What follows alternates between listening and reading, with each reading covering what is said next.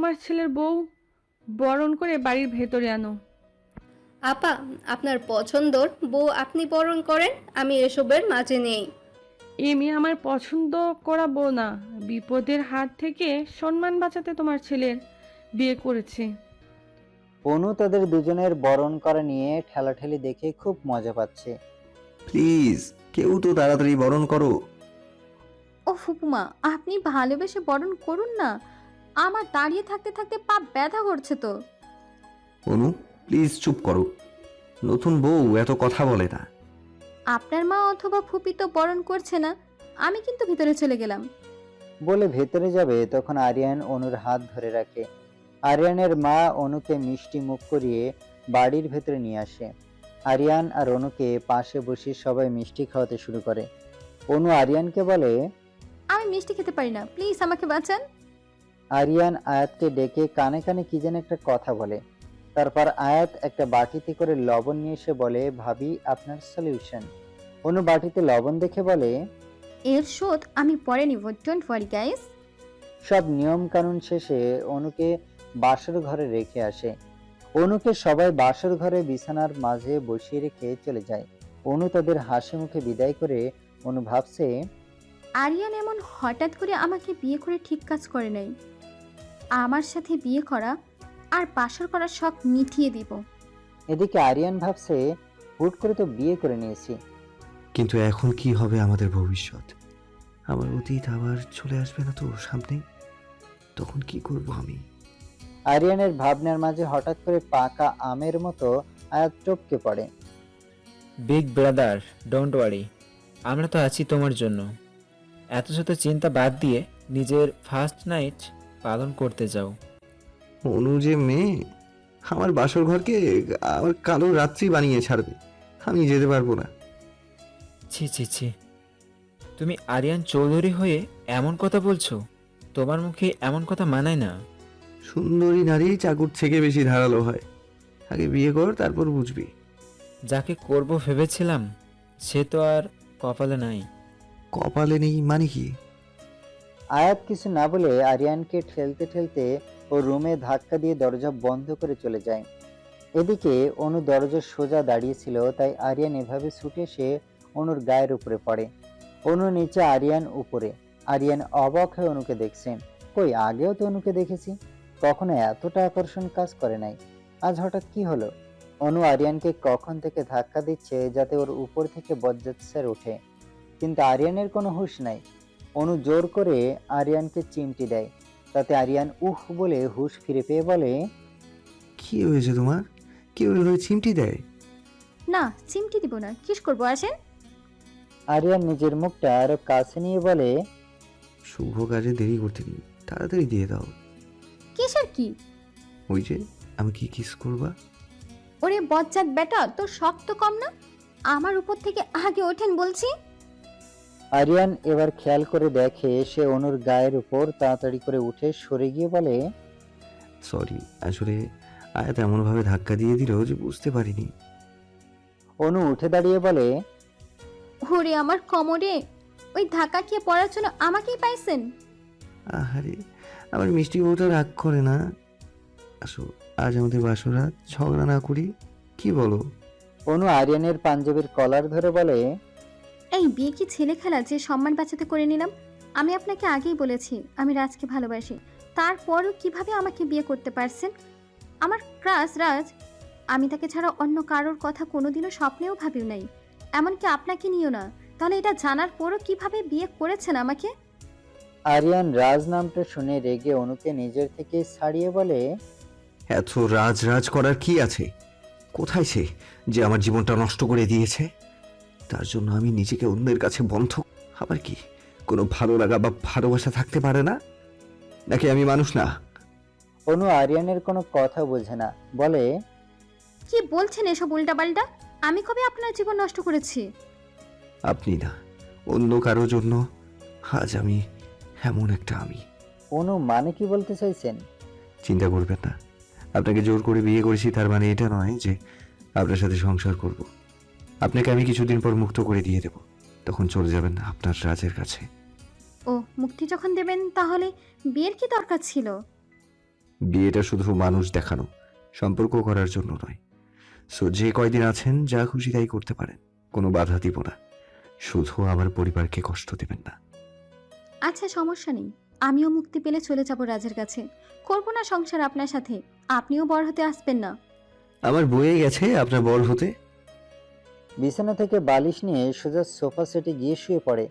অনুও আর কিছু না বলে ওইভাবে বিছানাতে শুয়ে পড়ে। শুয়ে ভাবে, যাক, ভালোই হবে। এই সম্পর্ক থেকে বেরিয়ে আমি প্রথমে আমার রাজকে খুঁজে বাহির করব, তারপর তার সাথে সুখে সংসার করব।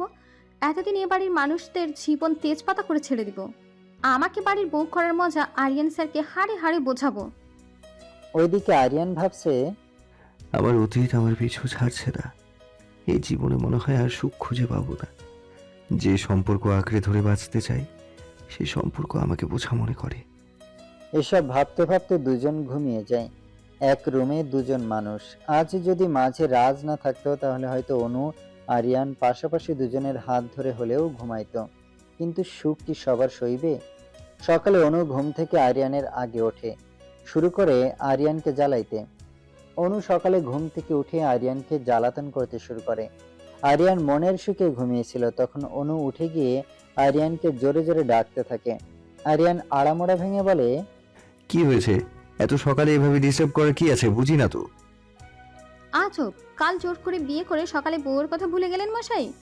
আরিয়ান এবার উঠে বসে বলে, বলো তোমার কি দরকার? সেই কাল থেকে তো এই একই ড্রেস পরে বসে আছি। আর কত সময় এক ড্রেসে থাকবো? আপনার বাড়িতে তো আমার কোনো ড্রেস নাই যে তা পরবো। আরিয়ান কিছু না বলে আলমারি খুলে একটা প্যাকেট হাতে ধরিয়ে দিয়ে বলে, ওই যে বাথরুম, এখন আসতে পারেন। এমন ভাবে বলছেন যেন পারলে বাড়ি থেকে বাহির করে দেন। ইচ্ছে থাকলেও আমারটা করার উপায় নেই। অনু আর কথা না বাড়িয়ে প্যাকেট হাতে সোজা বাথরুমে চলে যায়। গোসল করে ফ্রেশ হয়ে ড্রেস চেঞ্জ করার সময় দেখে প্যাকেটের মাঝে একটা শাড়ি, তাও আবার গোলাপি রঙের।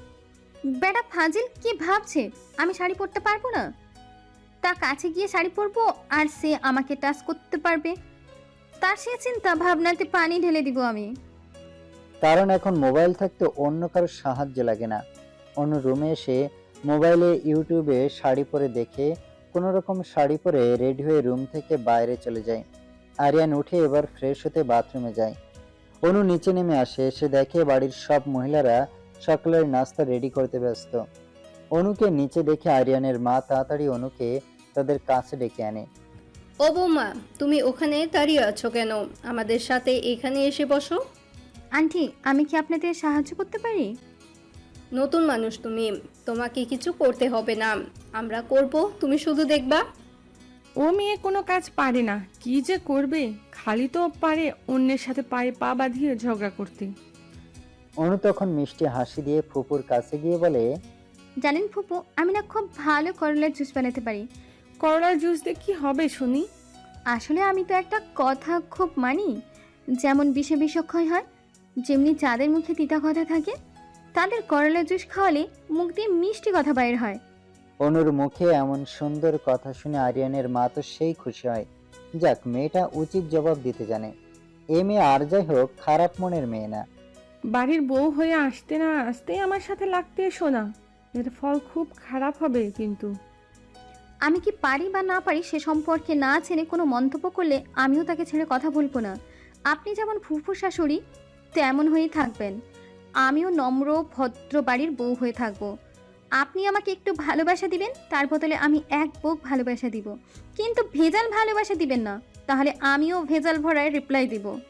এসব বলে রান্নাঘর থেকে বাইরে আসার সময় অনু শাড়ির সাথে পায়ে পেঁচিয়ে শাড়িটা খুলে যায়। অনু তাড়াতাড়ি নিজের শাড়িটা গুছিয়ে ধরে রাখে। এত বেশি কাজে পারদর্শী যে নিজের শাড়ি ঠিক করে রাখতে পারি না। সে এসছে আমাকে দিতে বড় বড় লেকচার।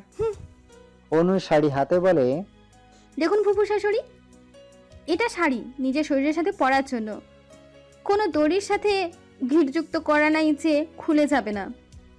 আর শাড়ি পরে এত চলার অভ্যেস আমার নেই।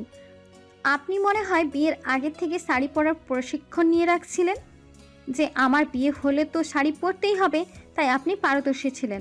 আমি না, আমি শাড়ি পরতে পারদর্শী না।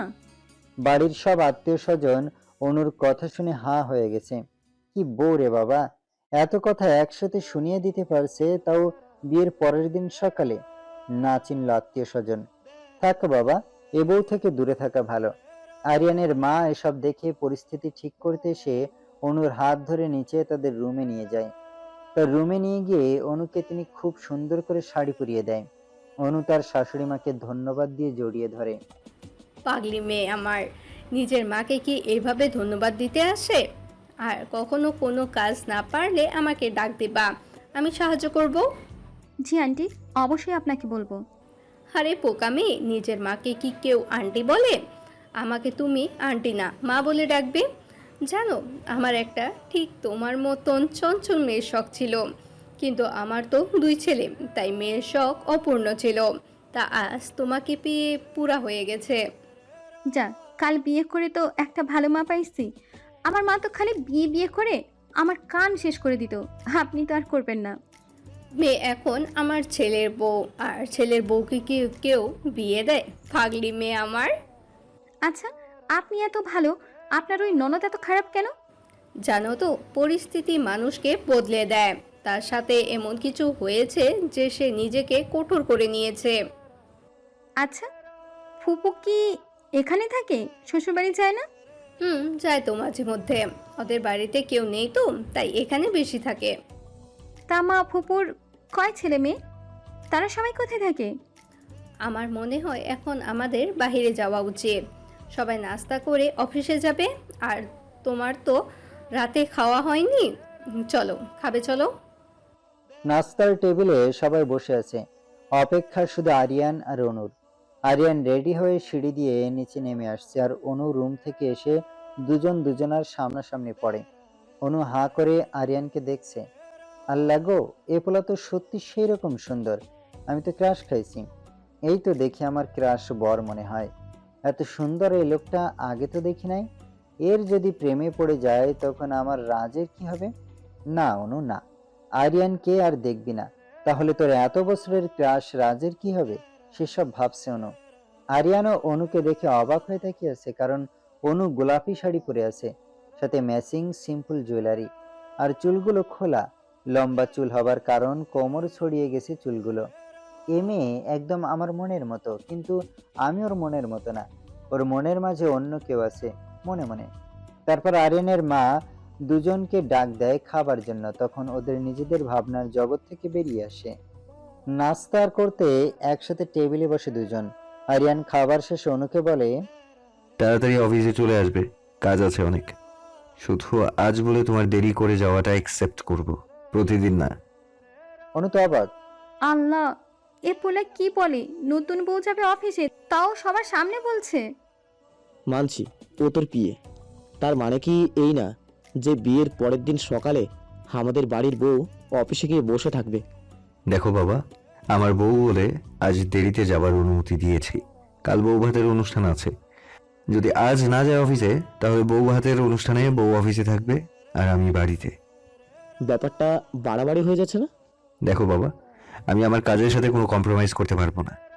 জানি তো, তুমি কাজ ছাড়া কোনো কিছুই চোখে দেখো না। আল্লাহ জানে কাজের বাইরে যে একটা পৃথিবী আছে, তা কোনোদিনও তুমি জানবেই কিবা কি করে। আরিয়ান আর কোনো কথা না বলে সোজা অফিসের উদ্দেশ্যে চলে যায়।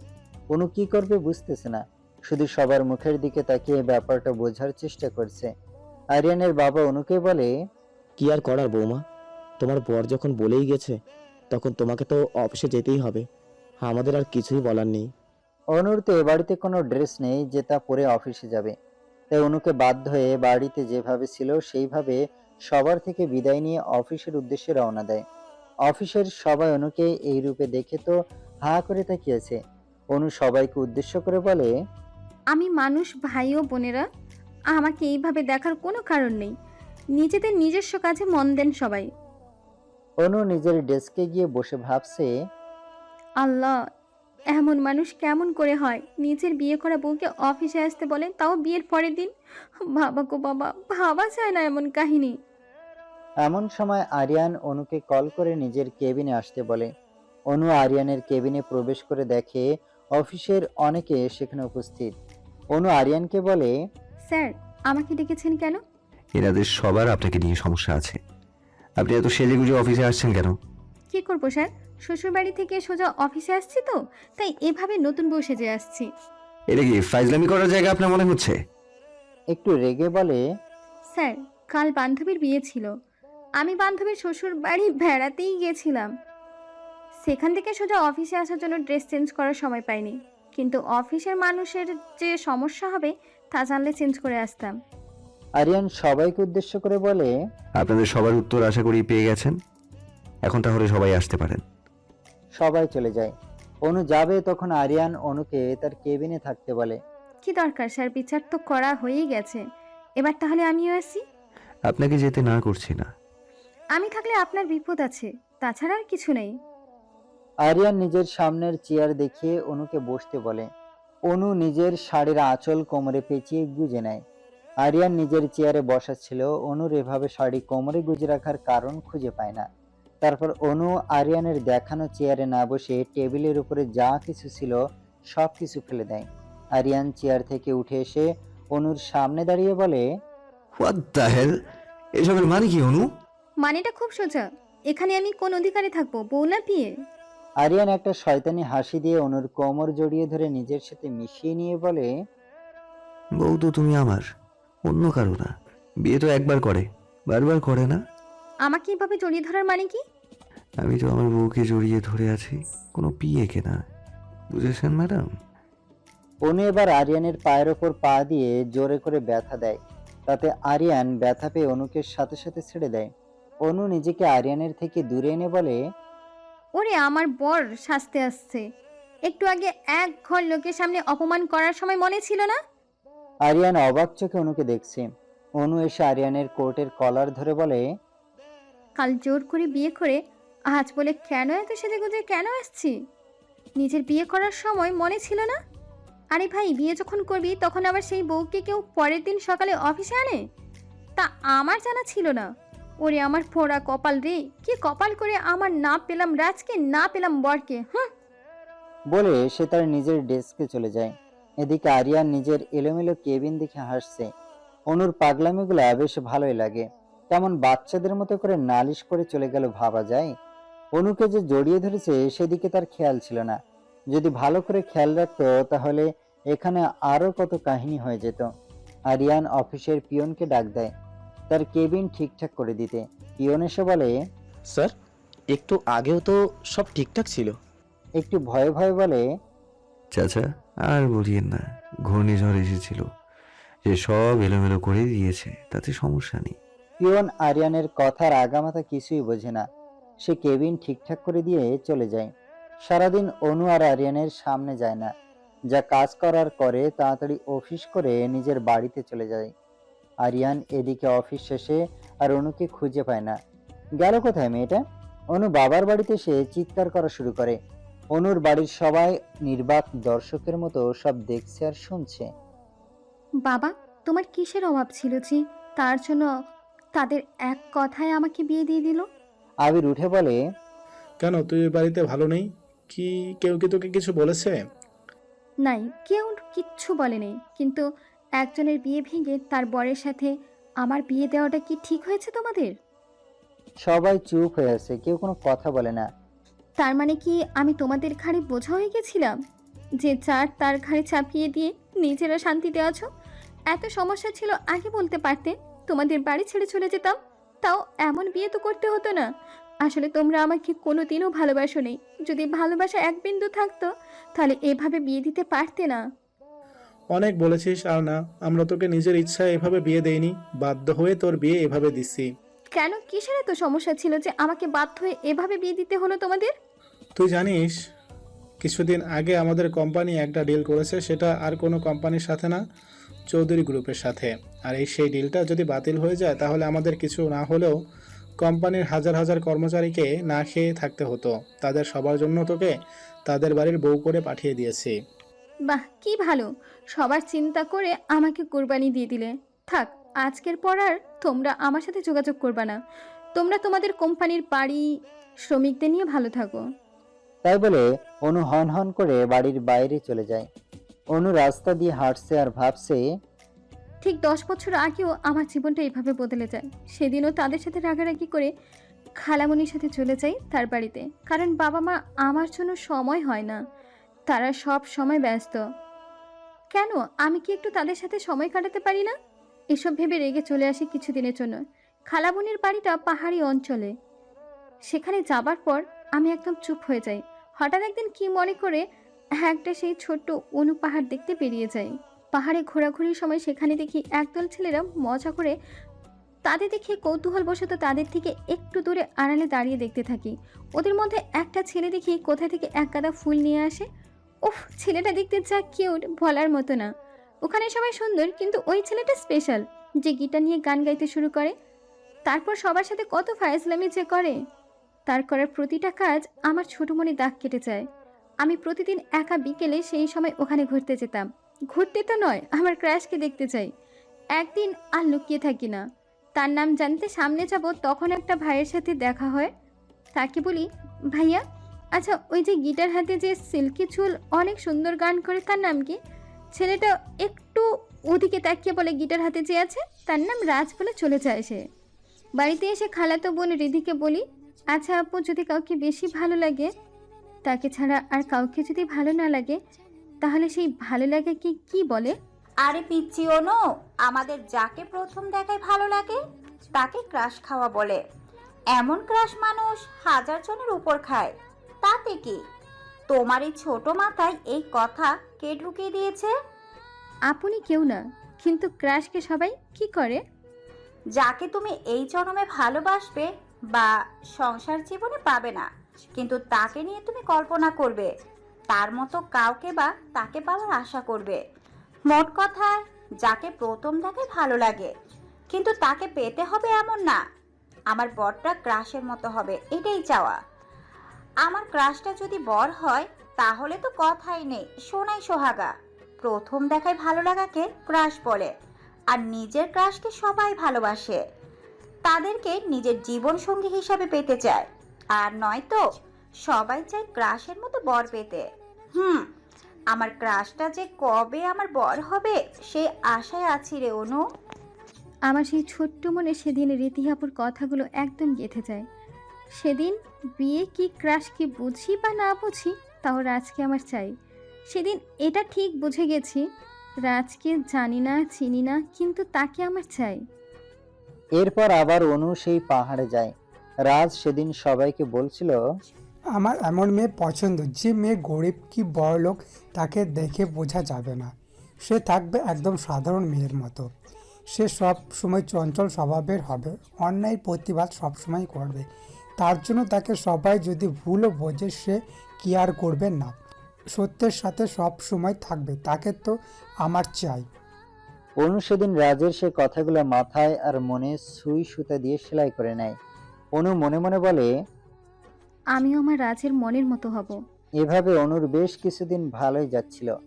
হঠাৎ করে একদিন বিকালে পাহাড় থেকে এসে দেখে ওর বাবা মা নিতে চলে আসছে, সকালে নিয়ে চলে যাবে। তার খালার বাড়ি ঘোরাঘুরির দিন শেষ। সেদিন সারা রাত অনু ঘুমাতে পারে না। আজকের পর আর কি সত্যি থেকে দেখতে পারবো না? তার গান মিষ্টি কথাগুলো কি শুনতে পারবো না? সবকিছুর অবসান হয়ে যায়। সকালে বাবা মার সাথে অনু ঢাকার উদ্দেশ্যে রওনা দেয়। তারপর থেকে ঢাকা এসে অনু নিজেকে একদম বদলে ফেলে, নতুন অনু হয়ে যায়। বছর মাস দিন বদলে যেতে থাকে, তার সাথে অনুর মনে রাজ নামটা যেন খুব বেশি গেঁথে যায়।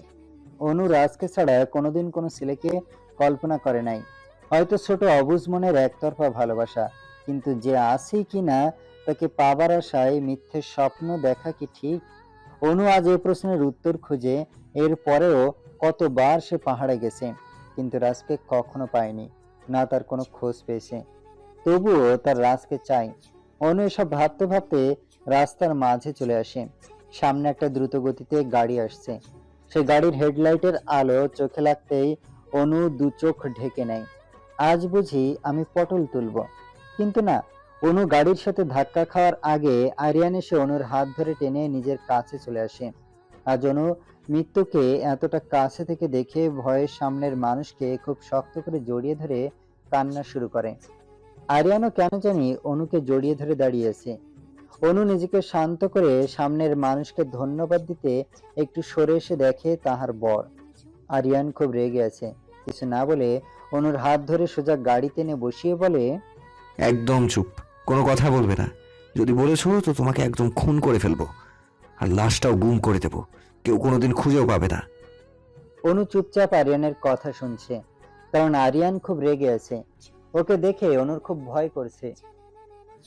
আরিয়ানের চোখ দুটো পুরো লাল হয়ে আছে, ফর্সা চেহারা পুরা টমেটোর মতো লাল হয়ে গেছে। তাই অনু চুপচাপ আরিয়ানের কথা শুনছে। না হলে কি অনু চুপ থাকার মেয়ে? আরিয়ান গাড়ি ড্রাইভ করে বাড়িতে চলে আসে। পুরো রাস্তায় তাদের মাঝে নীরবতা ছিল, কেউ কোনো কথা বলে নাই। গাড়ি থেকে নেমে সোজা আরিয়ান নিজের রুমে চলে যায়।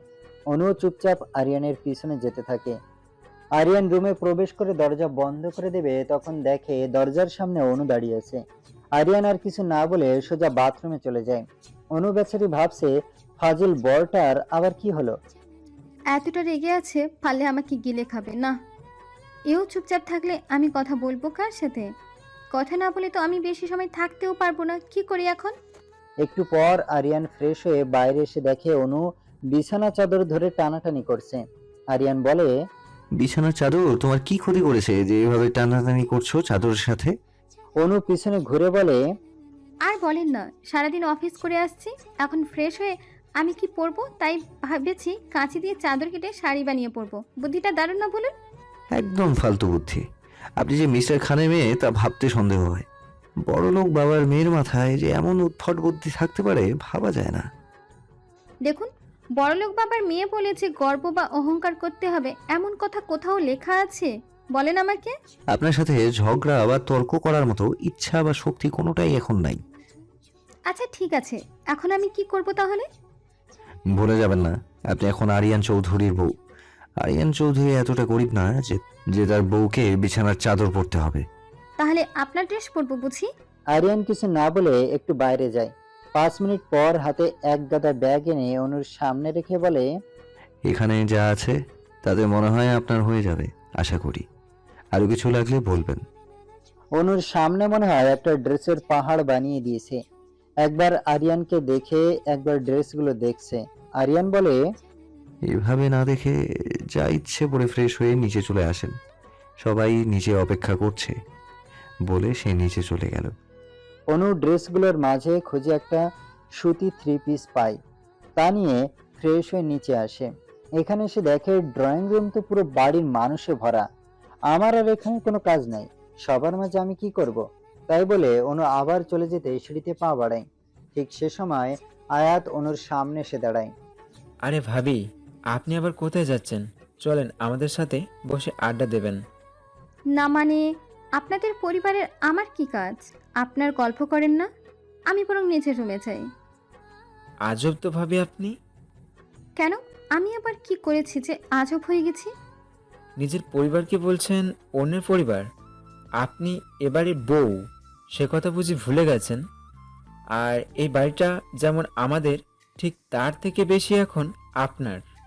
তাই বলে আয়াত অনুর হাত ধরে ড্রয়িং রুমে এনে আরিয়ানের পাশে বসিয়ে দেয়। আরিয়ান অনুকে দেখে আর কিছু বলে না, চুপচাপ সবার কথা শুনছে।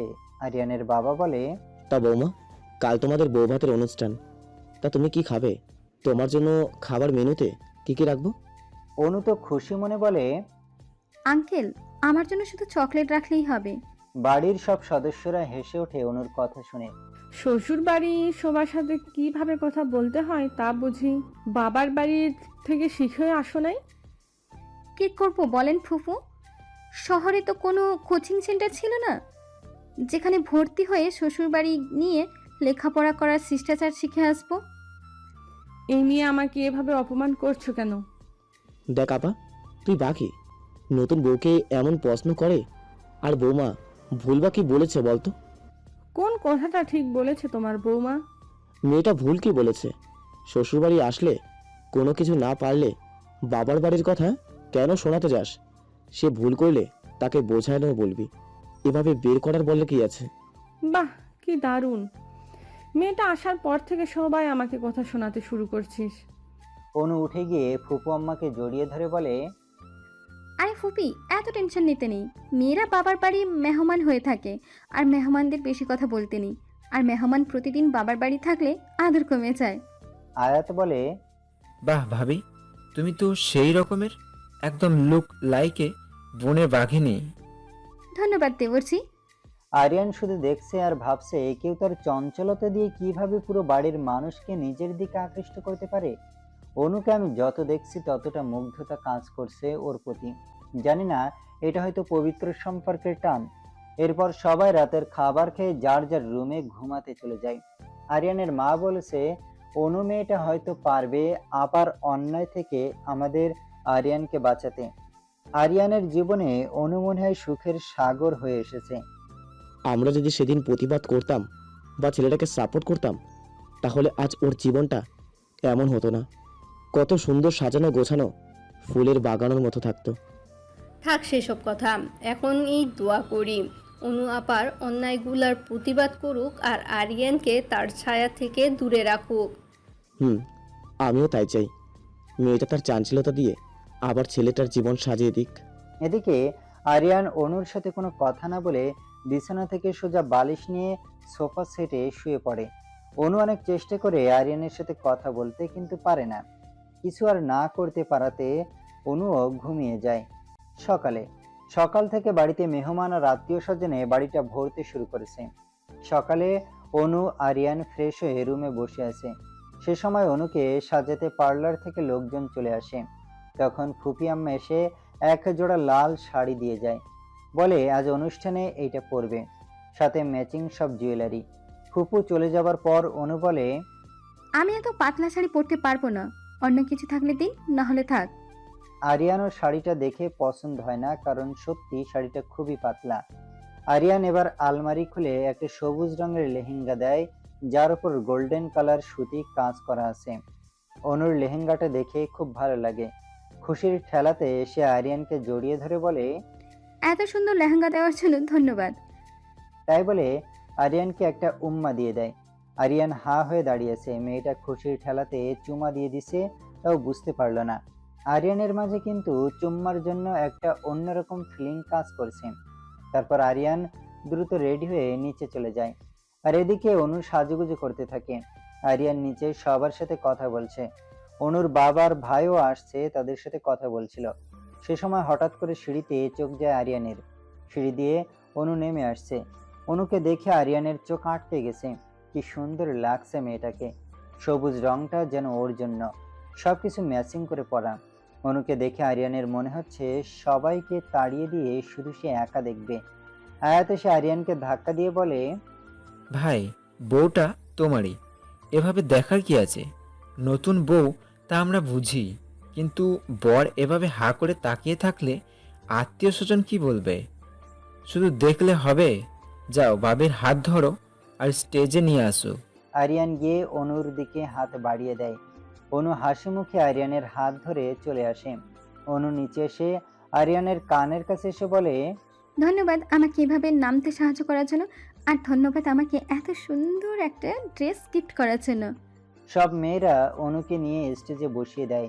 আরিয়ান ভাবছে, অনু আমাকে এত ধন্যবাদ দিয়েছে, আমার তো নিষেধ করার দরকার ছিল, কিন্তু ওকে সামনে দেখে কেন জানি মুখ দিয়ে কথা বাহির হচ্ছিল না। কি যে হচ্ছে আমার সাথে বুঝছি না। অনু আবিরকে দেখে জড়িয়ে ধরে বলে, ভাইয়া, কালোভাবে রাগ করে তোমার সাথে কথা বলার জন্য মাফ করে দাও। ধুর বোকা মেয়ে, তোর কথায় আমরা কেউ রাগ করি নাই, তোর রিয়েক্ট করাটা স্বাভাবিক ছিল। দুই ভাই বোন আমাকে ভুলে যাচ্ছ? অনু আবির তাদের বাবাকে জড়িয়ে ধরে।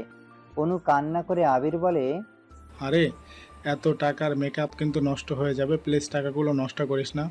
ভাইয়া, তুমি কোনোদিনও ভালো হবে না। তারপর আবিরকে মারতে থাকে।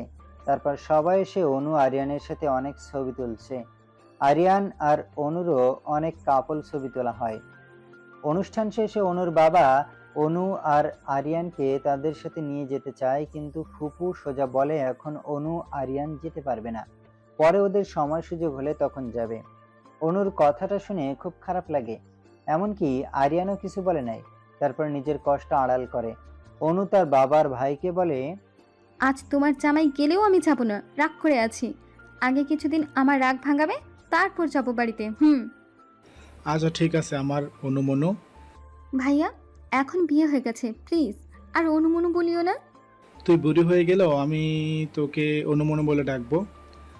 তারপর বাবা আর আবির অনুর থেকে বিদায় নিয়ে চলে আসে। অনু ফুপুর কানের কাছে গিয়ে বলে, আমাকে এখানে রেখে ভালো করেন নাই, তার ফল সবাইকে ভোগ করতে হবে। আয়াত এসে বলে, ভাবি, তোমাকে কিন্তু আজ সত্যি সেই সুন্দরী লাগছে। অনু আয়াতকে ধন্যবাদ দিয়ে আরিয়ানের দিকে তাকিয়ে ভাবে, শয়তান বর, একবারও বললে না আমাকে কেমন লাগছে। অনুর শাশুড়ি মা বলে, যাও বৌমা, তুমি উপরে গিয়ে ফ্রেশ হয়ে আসো। অনু মার কথা মতো উপরে যেতে সিঁড়িতে পা দিতে পিছনে কারো কথা শুনে থেমে যায়। অনু পিছনে তাকিয়ে দেখে একটা মেয়ে আরিয়ানকে জড়িয়ে ধরে আছে। আরিয়ানও মেয়েটিকে জড়িয়ে ধরে আছে। অনু তাড়াতাড়ি সিঁড়ি থেকে নেমে চলে আসে। এই নতুন মেয়েটা আবার কে তা দেখতে। অনু ভাবছে, এখনো সংসার সাজাতে পারবো কিনা তা জানি না, তার আগেই ঘাড়ে আপদ বিপদ এসে হাজির। আল্লাহ, তুমি জানো এই নতুন শাকচুন্নি আবার কে? আমি তোমার উপর রাগ করেছি, তুমি আসতে তা আগে কেন বলো? আমি তোমার উপর রাগ করেছি, তুমি আসতে তা আগে কেন বলনি? তারপরও দেরি করেছো কেন? তাই বলে মেয়েটাকে ছাড়িয়ে একটু দূরে মুখ গোমড়া করে দাঁড়িয়ে থাকে। আরে জান পাখি, মুখ গোমরা করে না, তোমাকে দেখতে তখন প্যাঁচার মতো লাগে। এত অভিমান করলে হয়?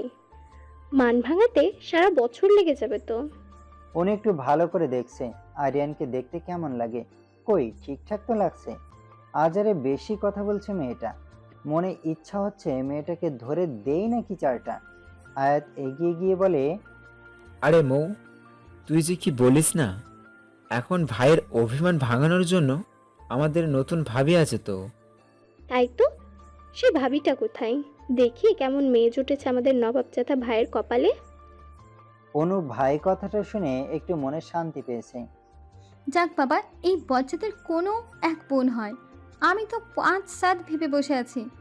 মনে মনে আয়াত মৌকে অনুর সামনে এনে বলে, এই হচ্ছে আমাদের ভাবি।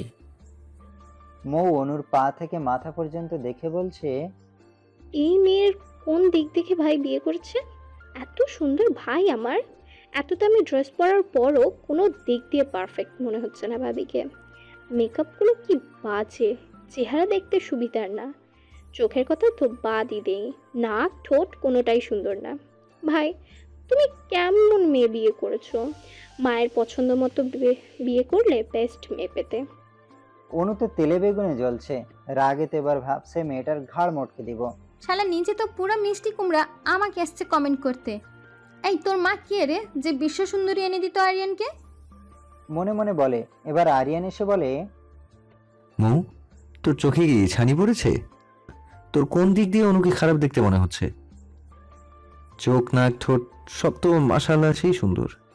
আর এই ড্রেস পরে তো কোনো রাজ্যের রানী ছাড়া কম কিছু মনে হচ্ছে না। মেকআপ, জুয়েলারি সব কিছু একদম পারফেক্ট।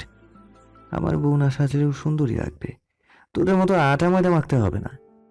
আরিয়ান অনুর পাশে গিয়ে দাঁড়িয়ে কাঁধে হাত দিয়ে নিজের সাথে লাগিয়ে বলে, এবার দেখ বলতো আমাদের কোন দিক দিয়ে খারাপ লাগছে? একদম দুজন দুজনার জন্য পারফেক্ট। অনুর মাঝে আরিয়ানের ব্যবহার আর কথা শুনে মুগ্ধতা কাজ করছে।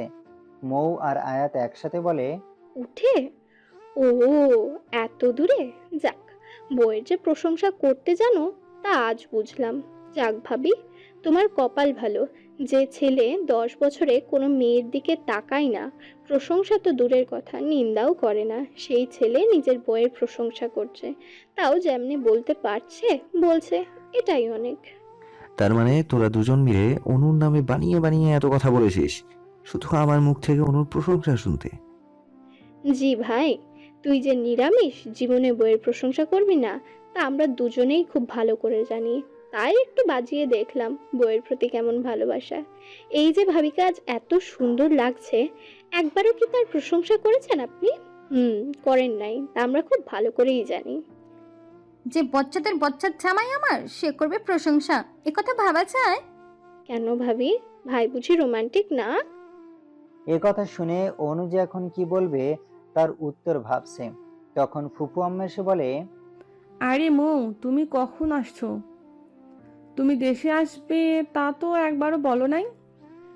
আম্মু আসলে কি হয়েছে, ভাইয়া ভাবিকে সারপ্রাইজ দিতে আমাদের কাউকে কিছু না বলে চলে আসা। তুমি খুশি হওনি বুঝি?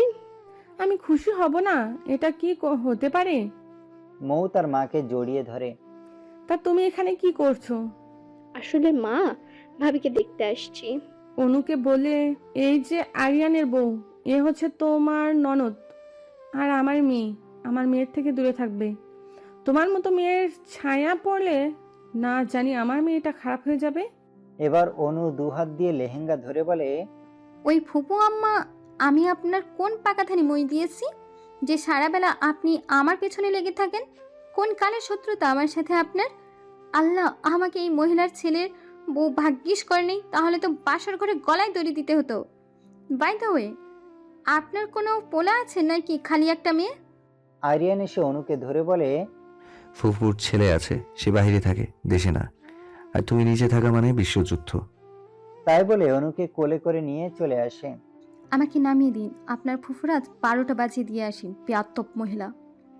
আরিয়ান অনুকে রুমে এনে আয়নার সামনে নামিয়ে দিয়ে বলে, এবার নিজেকে আয়নাতে দেখো, তোমাকে রাখলে কেমন পচা দেখতে লাগে। অনু আয়নাতে নিজেকে ভালো করে দেখছে আর বলছে, কই, কোন দিক দিয়ে পচা লাগে? ভালোই তো লাগছে আমাকে। আরিয়ান অনুকে পেছন থেকে জড়িয়ে ধরে বলে, এই তো, এবার দেখো। অনু বোকার মতো নিজেকে দেখছে। আরিয়ান সেই ফাঁকে অনুর গায়ের ঘ্রাণ নিচ্ছে। চুল দিয়ে অনেক সুন্দর ঘ্রাণ বাহির হচ্ছে, যা আরিয়ানের মনের মাঝে একটু একটু করে ভালোবাসার সাগর তৈরি করছে। অনু এবার খেয়াল করে আরিয়ান তাকে জড়িয়ে ধরে আছে। কেমন যেন অন্যরকম একটা অনুভূতি অনুর মনের মাঝে হচ্ছে। তারপর অনু বলে, ব্যাপার কি? আপনি আমাকে এভাবে জড়িয়ে ধরে আছেন কেন? আমি আমার বউকে জড়িয়ে ধরে আছি, তাতে তোমার কোনো সমস্যা? আমাকে জড়িয়ে ধরে আছেন, আবার আমাকে বলেন আমার কি সমস্যা? আজব তো। আজীব মেয়ে তুমি, আমার বউকে শান্তি মতো ধরতেও দাও না। তাই বলে অনুর গালে একটা চুমু দিয়ে তাড়াতাড়ি রুমের বাইরে চলে যায়। এটা কি হলো? এই বজ্জাত সেটটা দেখছি পুরো লুচ্চু টাইপের। এরপর আমাকে টাচ করলে তার হাতে এমন কামড় দিয়ে দিব, পরে আমাকে টাচ করতেও ভয় পাবে।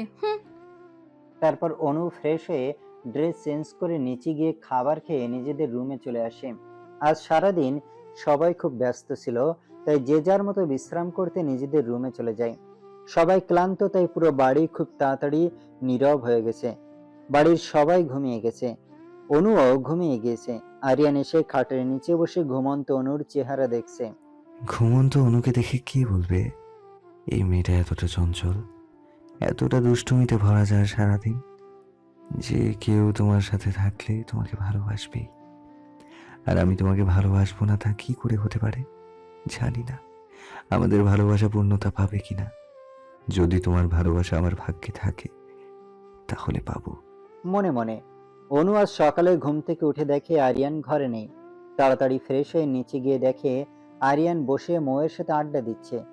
আজ আপনি অফিসে যাবেন না? আজ আমি যাব, কিন্তু তোমার কিছুদিনের জন্য ছুটি। আমি কি ছুটির জন্য দরখাস্ত করেছি যে আপনি ছুটি দিবেন? হুম, তুমি ছুটি চাওনি, কিন্তু তবু আমি ছুটি দিচ্ছি। তুমি কিছুদিন ছুটিতে থাকবে। আপনি আমাকে ছুটি দিলেই যে আমি ছুটি কাটাবো তার কোনো মানে নেই। আজও মেয়ে তো তুমি, বলেছি না তুমি কিছুদিন অফিসে যাবে না। অনু রেগে গিয়ে আরিয়ানের চুল মুঠ করে ধরে বলে, ফাজিল লোক কোথাকার। বিয়ের পরদিন সকালে বউকে সাথে করে অফিসে নিয়ে যাওয়ার সময় ছুটির কথা মনে ছিল না? আজ হঠাৎ ছুটি দিচ্ছে। বলছি নিব না, তাও জোর করে ছুটি ঘাড়ে চাপিয়ে দিচ্ছে। আরে বাহ ভাই, তুমি এত রোমান্টিক যে বউকে বিয়ের পরের দিনই সাথে করে অফিস নিয়ে গেছো। অফিসে বুঝি রোম্যান্স করছিলে তোমরা? অনু আরিয়ানের চুল টানছে আর বলছে, রোম্যান্স না ছাই করেছে, আমাকে দিয়ে সারাদিন কাজ করে নিয়েছে। এই বজ্জাত স্যার রোম্যান্স বোঝে যে করবে? ভাই, তুমি এটা একদম ভুল কাজ করেছো, কিন্তু ভেরি ব্যাড। ভালো মন্দ পরে দেখবি, এখন এই ভেজালের হাত থেকে আমাকে বাঁচা প্লিজ মৌ। কেউ বাঁচাতে পারবে না। আজ আপনার সব চুল ছিঁড়ে টাকলু বানিয়ে দিব। বৌমা, টাকলু বানাবে ঠিক আছে, কিন্তু তোমার কি টাক মাথার বর পছন্দ হবে? অনু এবার আরিয়ানের চুলগুলো ছেড়ে দিয়ে ভাবতে থাকে, আচ্ছা টাকলু মাথা বর কি দেখতে ভালো লাগবে? একটু ভেবে চিৎকার দিয়ে বলে, না থাক, চুল ছাড়া বর ভালো লাগবে না। এই না হলে আমার সোনা বৌমা। অনু গিয়ে তার শ্বশুর আব্বাকে জড়িয়ে ধরে বিচার দিতে শুরু করে। আমাকে ছুটি দিলে আমি কেন ছুটি গ্রহণ করব বলেন তো? কারণ এই যে মৌ আছে, তুমি ওর ভাবি হও, তাই না? ও বাংলাদেশে কিছু চেনে না। তুমি কিছুদিন মৌকে সময় দেবে, মৌকে নিয়ে ঘুরোঘুরি করবে। ওহ, এই কথা? তাহলে ওই ফাজিল আগে এই কথা যদি বলতো কি এমন ক্ষতি হতো? প্রথমে যদি বলতো তখন আমি এমন কিছু করতাম না। এরপর থেকে কিছুদিন অনু আর মৌ খুব ঘোরাঘুরি করে, দুজনের মাঝে খুব ভাব হয়ে যায়। এদিকে প্রতিদিন আরিয়ান অফিসে যায়, অনু আর অফিসে যায় না। হঠাৎ করে মৌ কিছুদিনের জন্য ওর দাদু বাড়ি বেড়াতে যায়। অনু বাড়িতে সারাদিন একা থাকে, তাই পরের দিন সকালে আরিয়ান অনুকে বলে, বাড়িতে বসে থেকে আর কি করবে?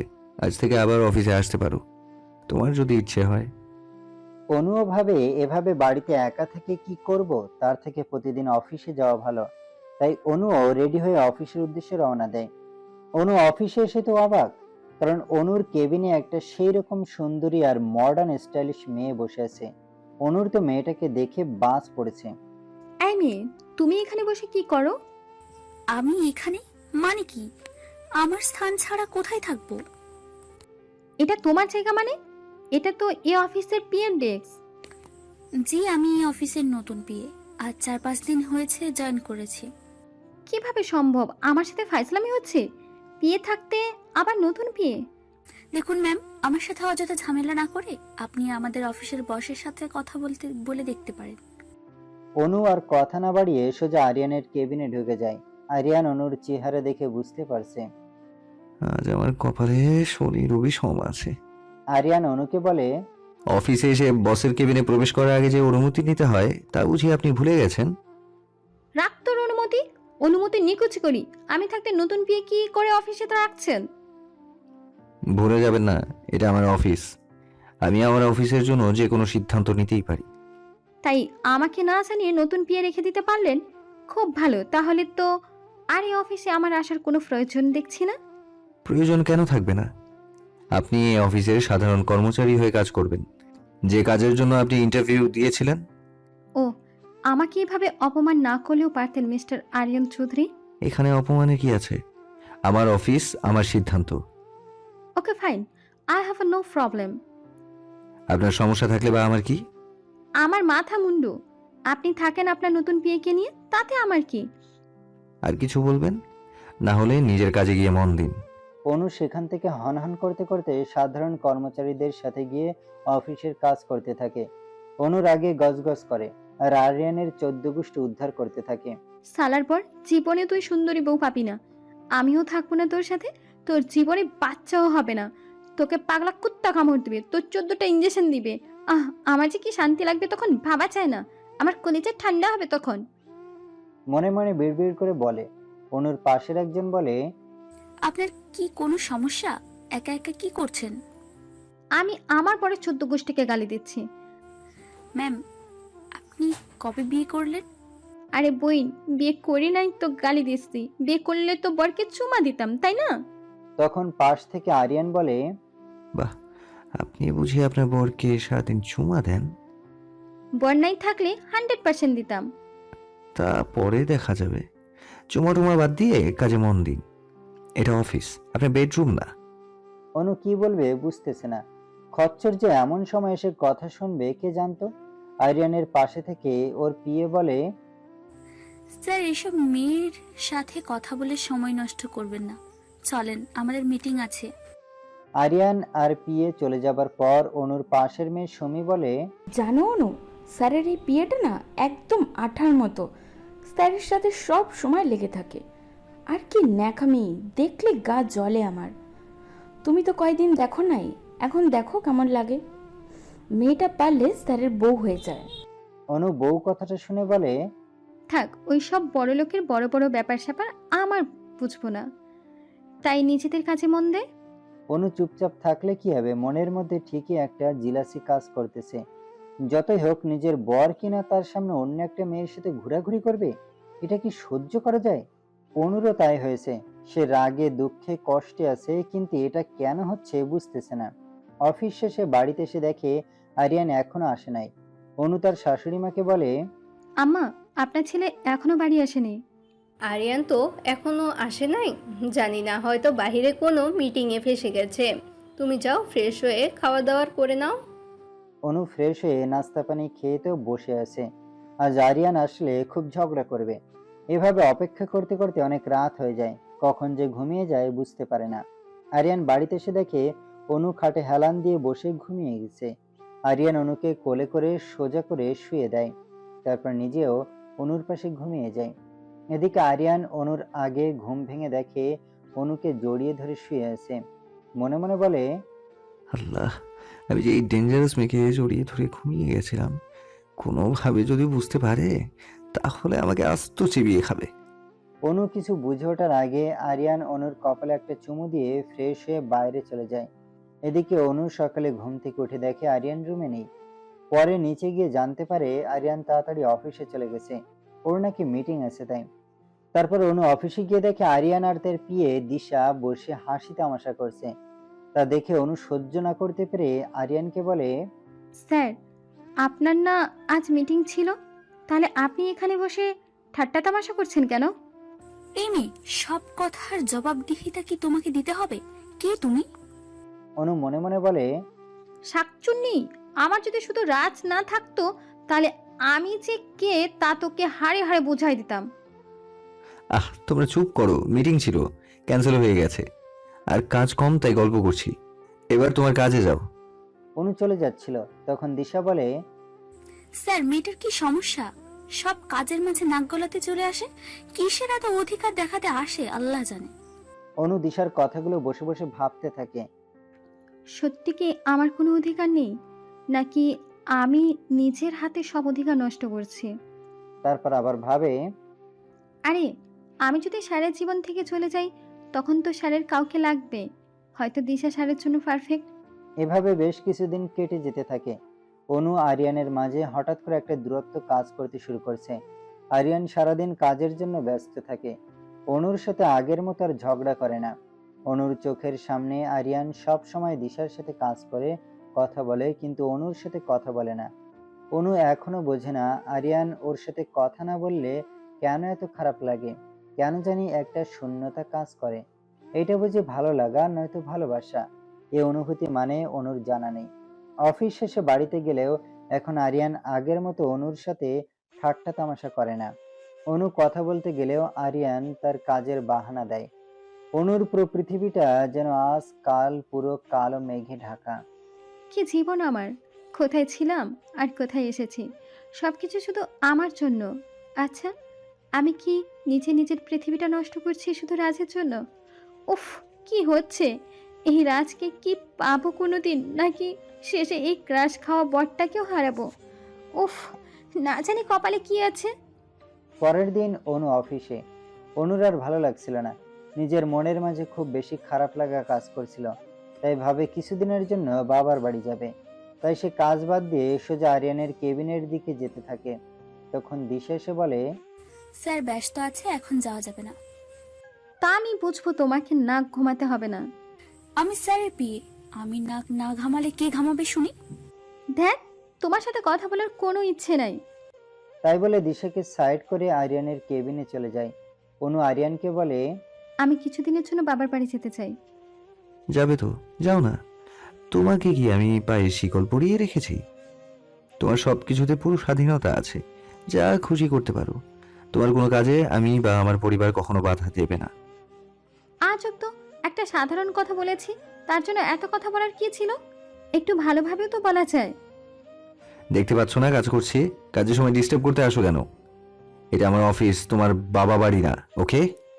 আমার বাবার বাড়ি হলে আপনার সাথে কোনো দিন কথা বলতে আসতাম না। বাড়িতে কথা বলা যাবে না, অফিসে বলা যাবে না, তাহলে কোথায় কথা বলবো আমি? আর কোনো কথা বলবে না হলে এখন আসতে পারো।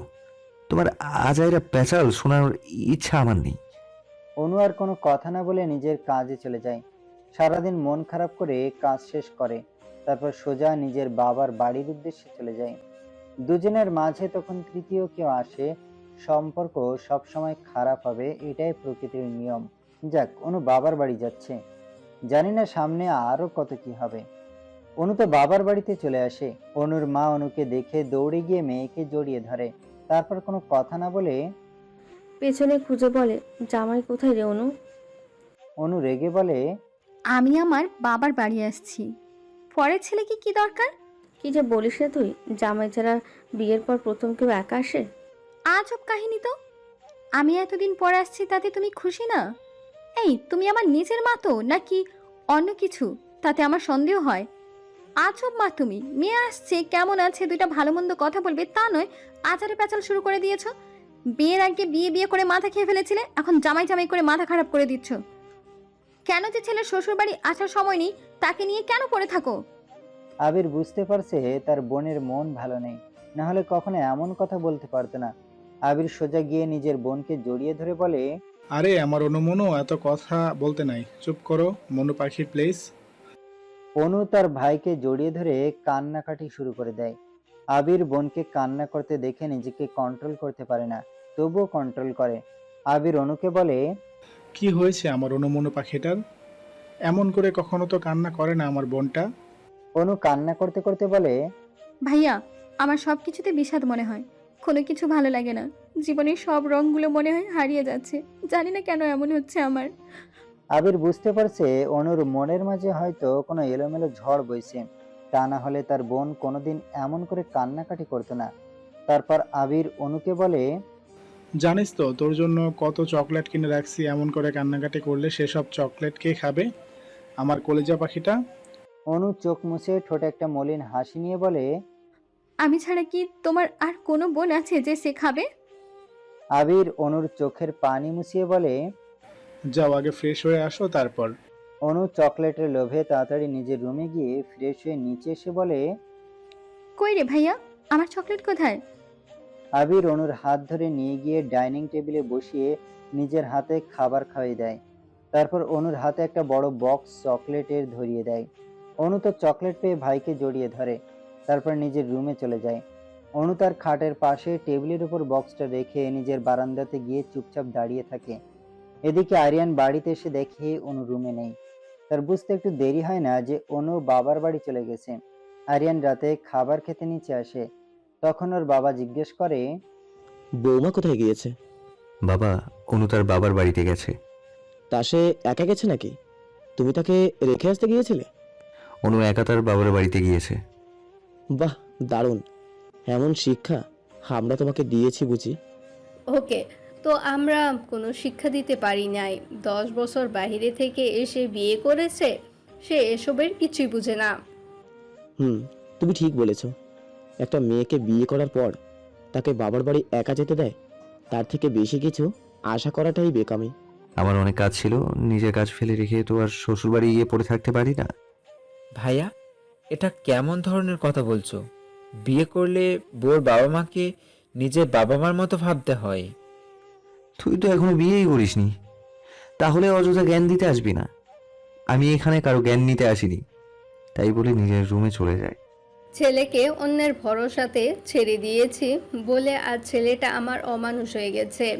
এই ভুলের মাসুল কেন ওই নিষ্পাপ মেয়েটাকে দিতে হবে? কি এমন ভুল তার? জানি না নিজেদের ভুলের মাসুল আর কতজনকে দিতে হবে। ভেবেছিলাম মেয়েটা নিজের চাঞ্চলতা দিয়ে সব ঠিক করে দেবে, কিন্তু আজ সে মেয়ে নিজে নীরব হয়ে যাচ্ছে। ভালোই হয়েছে, মেয়েটা বাবার বাড়ি গিয়ে তো একটু শান্তিতে থাকবে। আয়াত মনে মনে বলে, সবকিছু ঠিক করতে হলে আবার 10 বছর আগে ফিরে যেতে হবে, আর না হলে রাজভাইদের ফিরে আসতে হবে। আরিয়ান নিজের রুমে এসে চারদিকে একবার তাকিয়ে দেখে। সকালেও অনু এই রুমে ছিল, কিন্তু আজ এখন সে নেই। এ ঘরের মতো কোনো একদিন সে আমার জীবন থেকেও হারিয়ে যাবে। আর যাই হোক, জোর করে তো ভালোবাসা যায় না।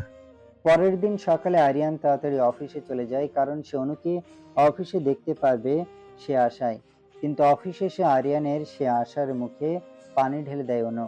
আরিয়ান বারবার অফিসের পিয়নের থেকে খবর নিচ্ছে যে অনু আসছে কিনা, আবার নিজেও বাইরে গিয়ে অনেকবার চেক করে, কিন্তু ফলাফল শূন্য। আরিয়ানের মাঝে কোনো কিছু হারিয়ে ফেলার ভয় প্রচুর পরিমাণে কাজ করছে। না জানি অনুকে সারা জীবনের জন্য হারিয়ে ফেলি। এদিকে দিশা আরিয়ানের কেবিনে এসে দেখে আরিয়ান কোনো কিছু নিয়ে খুব টেনশনে আছে। স্যার, আপনি কোনো কিছু নিয়ে টেনশন করছেন? আরিয়ান কোনো কথা না বলে সোজা বলে, অনু কি অফিসে এসেছে? স্যার, এই মেয়ে দেখেন কতটা বেয়াদ্দপ, কোনো কথা না বলে অফিসে আসা বন্ধ করে দিয়েছে। শাট আপ, ওকে? কারো সম্পর্কে কোনো কথা বলার কোনো অধিকার তোমার নেই, আর অনু সম্পর্কে তো না। আর এখন আমার সামনে থেকে গেলে খুশি হব। দিশা একটু মন খারাপ করে আরিয়ানের কেবিন থেকে বাইরে চলে যায়। ওইদিকে এত বেলা হয়ে গেছে তাও অনু নিচে আসছে না, তা দেখে আবির তাড়াতাড়ি বোনের রুমে চলে যায়। আবির রুমে গিয়ে দেখে অনু কাঁথা মুড়ি দিয়ে ঘুমিয়ে আছে। আবির বোনের পাশে বসে মাথায় হাত দিয়ে দেখে জ্বরে অনুর পুরো শরীর পুড়ে যাচ্ছে, আর অনুর কোনো সেন্স নেই। আবির দ্রুত তাদের পারিবারিক ডাক্তারকে কল করে, কিন্তু জানতে পারে সে দেশের বাইরে আছে। আবির কিছু ভাবতে পারছে না, তাই দ্রুত বোনকে কোলে করে একটা প্রাইভেট হাসপাতালে নিয়ে যায়। সেখানে ডাক্তার অনুকে চেক আপ করার পরে বলে, উনি হয়তো অনেক সময় ঠান্ডা পানিতে ভিজেছিলেন, তার জন্যই এমন অবস্থা হয়েছে তার। কিন্তু চিন্তার কিছুই নেই, আমরা একটা ইঞ্জেকশন দিয়ে দিচ্ছি, কিছু সময় পর তার জ্ঞান ফিরে আসবে। তখন সে হাসপাতালে আবিরকে দেখতে পেয়ে আয়াত এগিয়ে আসে। আরে আবির ভাইয়া, আপনি এখানে? কারো কিছু হয়েছে নাকি? অনু একটু অসুস্থ, তাই ওকে এখানে নিয়ে আসছি। আয়াত তাড়াতাড়ি অনুকে দেখতে আসে, তারপর ডাক্তারের থেকে সবটা শুনে আবিরকে বলে, ভাইয়া চিন্তা করবেন না, কিছুদিন রেস্ট করলে ভাবি ঠিক হয়ে যাবে। রেস্ট করবে তাও অনু? আচ্ছা ভাইয়া, একটা কথা জিজ্ঞাসা করব, ভাবির হঠাৎ করে এত ঠান্ডা কিভাবে লাগছে? জানি না, কিন্তু অনুমান করতে পারছি যে কি করে এমন হয়েছে। কিভাবে, কি অনুমান করেছেন? ওর ছোট থেকে বাজে অভ্যাস আছে, কারো উপর রেগে থাকলে বা কোনো কিছু নিয়ে কনফিউশনে থাকলে অনেক সময় পর্যন্ত সে বাথরুমে শাওয়ারের নিচে বসে ভিজবে। কাল যে এমন কিছু করবে জানতাম না। এদের কথার মাঝে অনুর জ্ঞান ফিরে আসে। আবির সোজা অনুর কান ধরে বলে, ফাজিল মেয়ে, কোনোদিন ভালো হবি না। নিজের দেখতো কেমন বেহাল অবস্থা করে রাখছিস তুই। আরে ভাইয়া, বলে পা বাড়িয়ে দেখিয়ে বলে, দেখো, রাতে গোসল করতে গিয়ে পা পিছলে বাথরুমে পড়ে যাই, এর জন্য একটু বেশি দেরি হয়ে গেছে। আয়াত এসে অনুর পা দেখে বলে, ভাবি সমস্যা নেই, হালকা মচকা লেগেছে, একটু রেস্ট আর মেডিসিন ঠিকমতো খেলে ঠিক হয়ে যাবে। ভাইয়া, ওই বাড়িতে কাউকে প্লিজ কিছু বলবেন না, তাহলে সবাই টেনশন করবে। জি ভাবি, কাউকে কিছু বলবো না। আবির আর অনু তারপর বাড়িতে চলে আসে। আয়াত ভাবে, দেখো ভাইয়া, তুমি যার কেয়ার করো না সে কিন্তু ঠিকই তোমার কেয়ার করে, তাই তোমাকে না জানানোর জন্য একথা বলে যায়। এদিকে অনুকে বাড়িতে এনে তো পুরো খান বাড়ি আবির মাথায় করে রাখছে। অনু অসুস্থ সে খবর তার নানু বাড়ি, খালা, মামা সবাইকে বলে তো সে কি এক কাণ্ড বাঁধিয়ে বসে আছে। অনু আবিরের এসব পাগলামি দেখছে আর ভাবছে, অযথা নিজেকে কষ্ট দিয়েছি আমি, আমার জন্য এত মানুষ কষ্টে আছে, তাদের জন্য হলেও অতীত ভুলে না হয়ে নতুন করে জীবনটা গুছিয়ে নিব। আবির তো অনুর সব পছন্দ মতো খাবার দিয়ে বাড়ি ভরে ফেলেছে, কি যত্ন অনুর। ওইদিকে সারাদিন ক্লান্ত হয়ে বাড়িতে এসেও আরিয়ানের মাঝে হতাশা কাজ করছে। অনু কেন যে আজ অফিসে আসলো না কে জানে। রাতে খাবার টেবিলে সবাই একসাথে খাবার খাচ্ছে, এমন সময় আয়াত আরিয়ানকে বলে, আচ্ছা, আজ ভাবি অফিসে এসেছিল ভাইয়া? আসবে না কেন, আসছিল। ও আচ্ছা, তাহলে তো ভালো। তা হঠাৎ তুই এই প্রশ্ন কেন করেছিস? না মানে, ভাবি যেমন ধরনের মেয়ে তাতে তো মনে হয় না সে বাবার বাড়ি থেকে রেগুলার অফিস করবে। অফিস তো করছে, না করার তো কিছু দেখছি না। কিছু না, তা ভাবি ভালো আছে তো? কেমন বোকাদের মতো কথা বলিস যে তুই, ভালো না থাকলে কি কেউ অফিসে আসে? আয়াত আর কিছু না বলে চুপচাপ খাবার খেয়ে নিজের ঘরে চলে যায়। নিজের ফোনটা হাতে নিয়ে সোজা আবিরের নাম্বারে কল দেয়। আরে আয়াত, যে এত রাতে কোনো সমস্যা? না তেমন কিছু না, তা ভাবি এখন কেমন আছে? আগের থেকে একটু ভালো। আচ্ছা ভাইয়া, ভাবি কি আজ অফিসে গিয়েছিল? কি যে বলো তুমি, অনু বিছানা থেকে উঠতে পারছে না, ও যাবে অফিসে। ভাবি ভালো কাজ করেছে। আচ্ছা ভাইয়া, ভাবির খেয়াল রাখবেন। বাহ, কি দারুণ, আজকাল আমার ভাই মিথ্যা বলতেও ভয় করে না, আগে তো এমন ছিল না। সময়ের সাথে ভাই অনেক বদলে গেছে, না জানি তার বদলে যাওয়া নতুন কোনো ঝড় আনে বাড়িতে। এভাবে বেশ কিছুদিন কেটে যায়। আরিয়ান বিরহ বেদনা সহ্য করে নিজের দিনগুলো পার করে দিচ্ছে, আর অনু ভাবছে আরিয়ান আর দিশার জন্য ভালো হবে, তাদের সম্পর্কটা নতুন দিক খুঁজে পাবে। এসবের মাঝে অনু আগের থেকে অনেকটা সুস্থ। এদিকে আরিয়ান রুক্ষ মেজাজি হয়ে গেছে, কারোর সাথে ঠিকভাবে কথা বলে না। আর অনু এতদিনে বুঝতে পারছে সে আরিয়ানকে ভালোবাসে, কিন্তু আরিয়ান তো তাকে ভালোবাসে না। যদি ভালোবাসতো তাহলে তার একবার হলেও খবর নিত, তাকে দেখতে আসতো। এত দিন হয়ে গেছে তাকে না নিতে আসে না দেখতে আসে। এর জন্য অনুর পরিবারের মাঝে অনেক কৌতূহল কাজ করছে। অনু তো তাদের পাঁচ সাথে বুঝিয়ে রেখে দিয়েছে যে আরিয়ান ব্যস্ত, তাই তাকে নিতে আসতে পারে না। অনুও মনে মনে পণ করে আছে কেউ তাকে না নিতে আসলে যাবে না, কিন্তু বাবা মা যেভাবে যাওয়ার জন্য চাপ দিচ্ছে তাতে না আবার একলা ফিরে যেতে হয়। অন্যদিকে আরিয়ান নিজের ইগোর কাছে মাথা নত করবে না। অনু যেমন একা বাবার বাড়ি গিয়েছে, তাকে ঠিক সেভাবে একলা আসতে হবে। হঠাৎ একদিন সকালে আরিয়ানদের বাড়িতে চিৎকার চেঁচামেচি শুরু হয়ে যায়। কে চিৎকার চেঁচামেচি করছে তা দেখতে আরিয়ান নিচে চলে আসে। এসে দেখে মৌ এসেছে। আরিয়ান বলে, সাত সকালে এসে এমন ষাঁড়ের মতো চেঁচামেচি করার কি আছে, তা তো বুঝছি না। মৌ তার মামের কাছে গিয়ে বলে, আচ্ছা মামি, আমি যদি বিয়ের পর প্রথমে বরকে রেখে তোমাদের বাড়ি এসে অনেক দিন থাকি, তখন তোমরা আমাকে কি বলবে? কেন এতদিন বাবার বাড়িতে আছো তা জানতে চাইবো। আর বর ছাড়া কেন আসবে?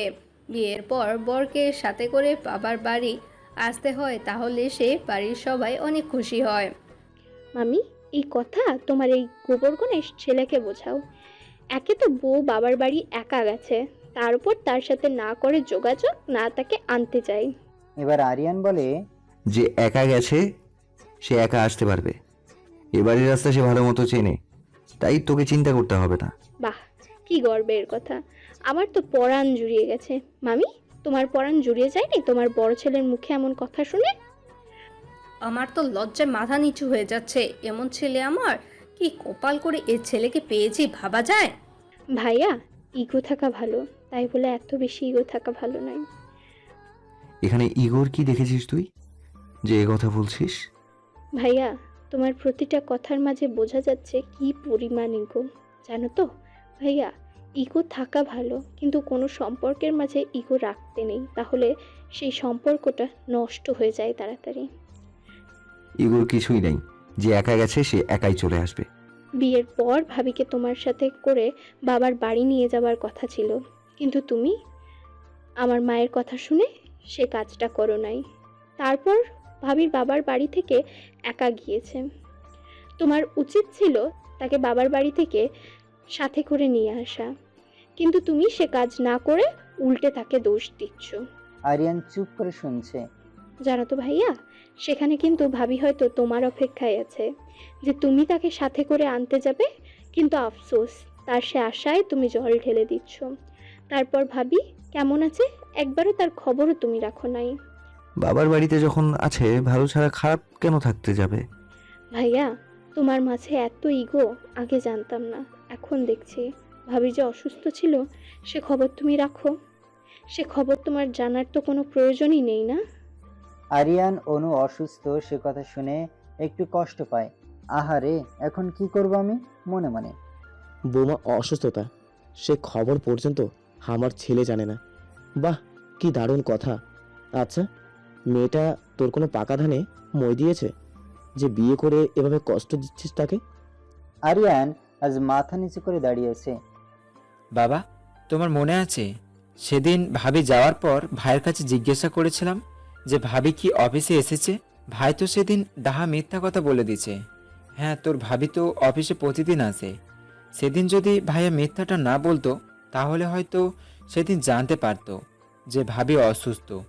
কিন্তু ওই যে মৌ বলল, ভাইয়ের প্রচুর পরিমাণে ইগো, যা একটা সম্পর্ক ভাঙার জন্য যথেষ্ট। এবার আরিয়ান আয়াতকে বলে, তাহলে তুই কেন আমাকে বলিসনি যে তোর ভাবি অসুস্থ? ভাবি আমাকে বলতে নিষেধ করেছিল, তাই বলিনি। আর তাছাড়া তোর বউ, তোর তো জানা উচিত ছিল যে সে কেমন আছে, কি করছে। এটা তো আমার তোকে বলা কর্তব্য না?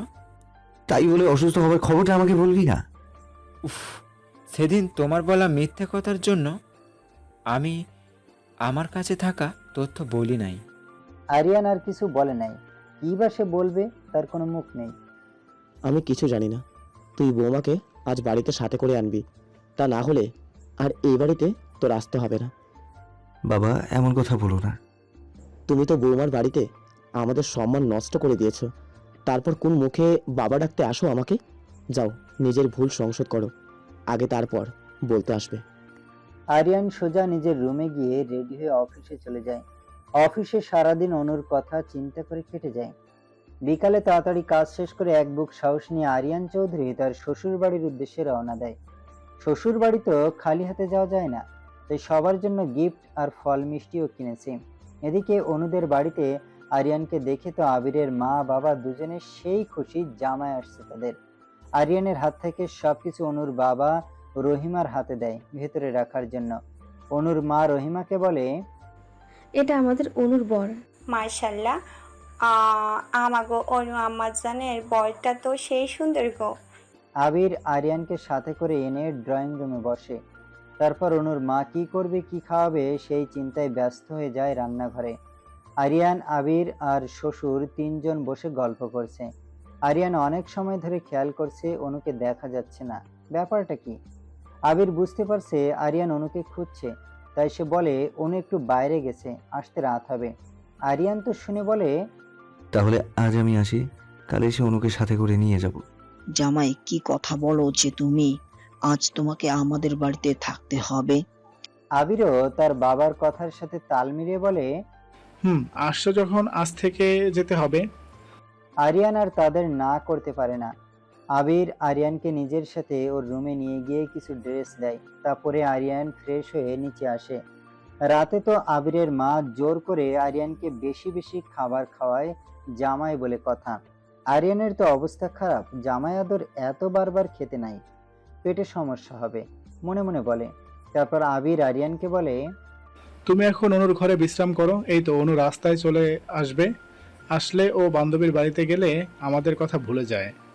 আরিয়ান অনুর বিছানাতে শুয়ে শুয়ে ভাবছে, আল্লাহ, ওই জলহস্তি নিয়ে এসে যদি আমাকে তার রুমে দেখে তাহলে আমার কি অবস্থা করবে তা কল্পনাতীত।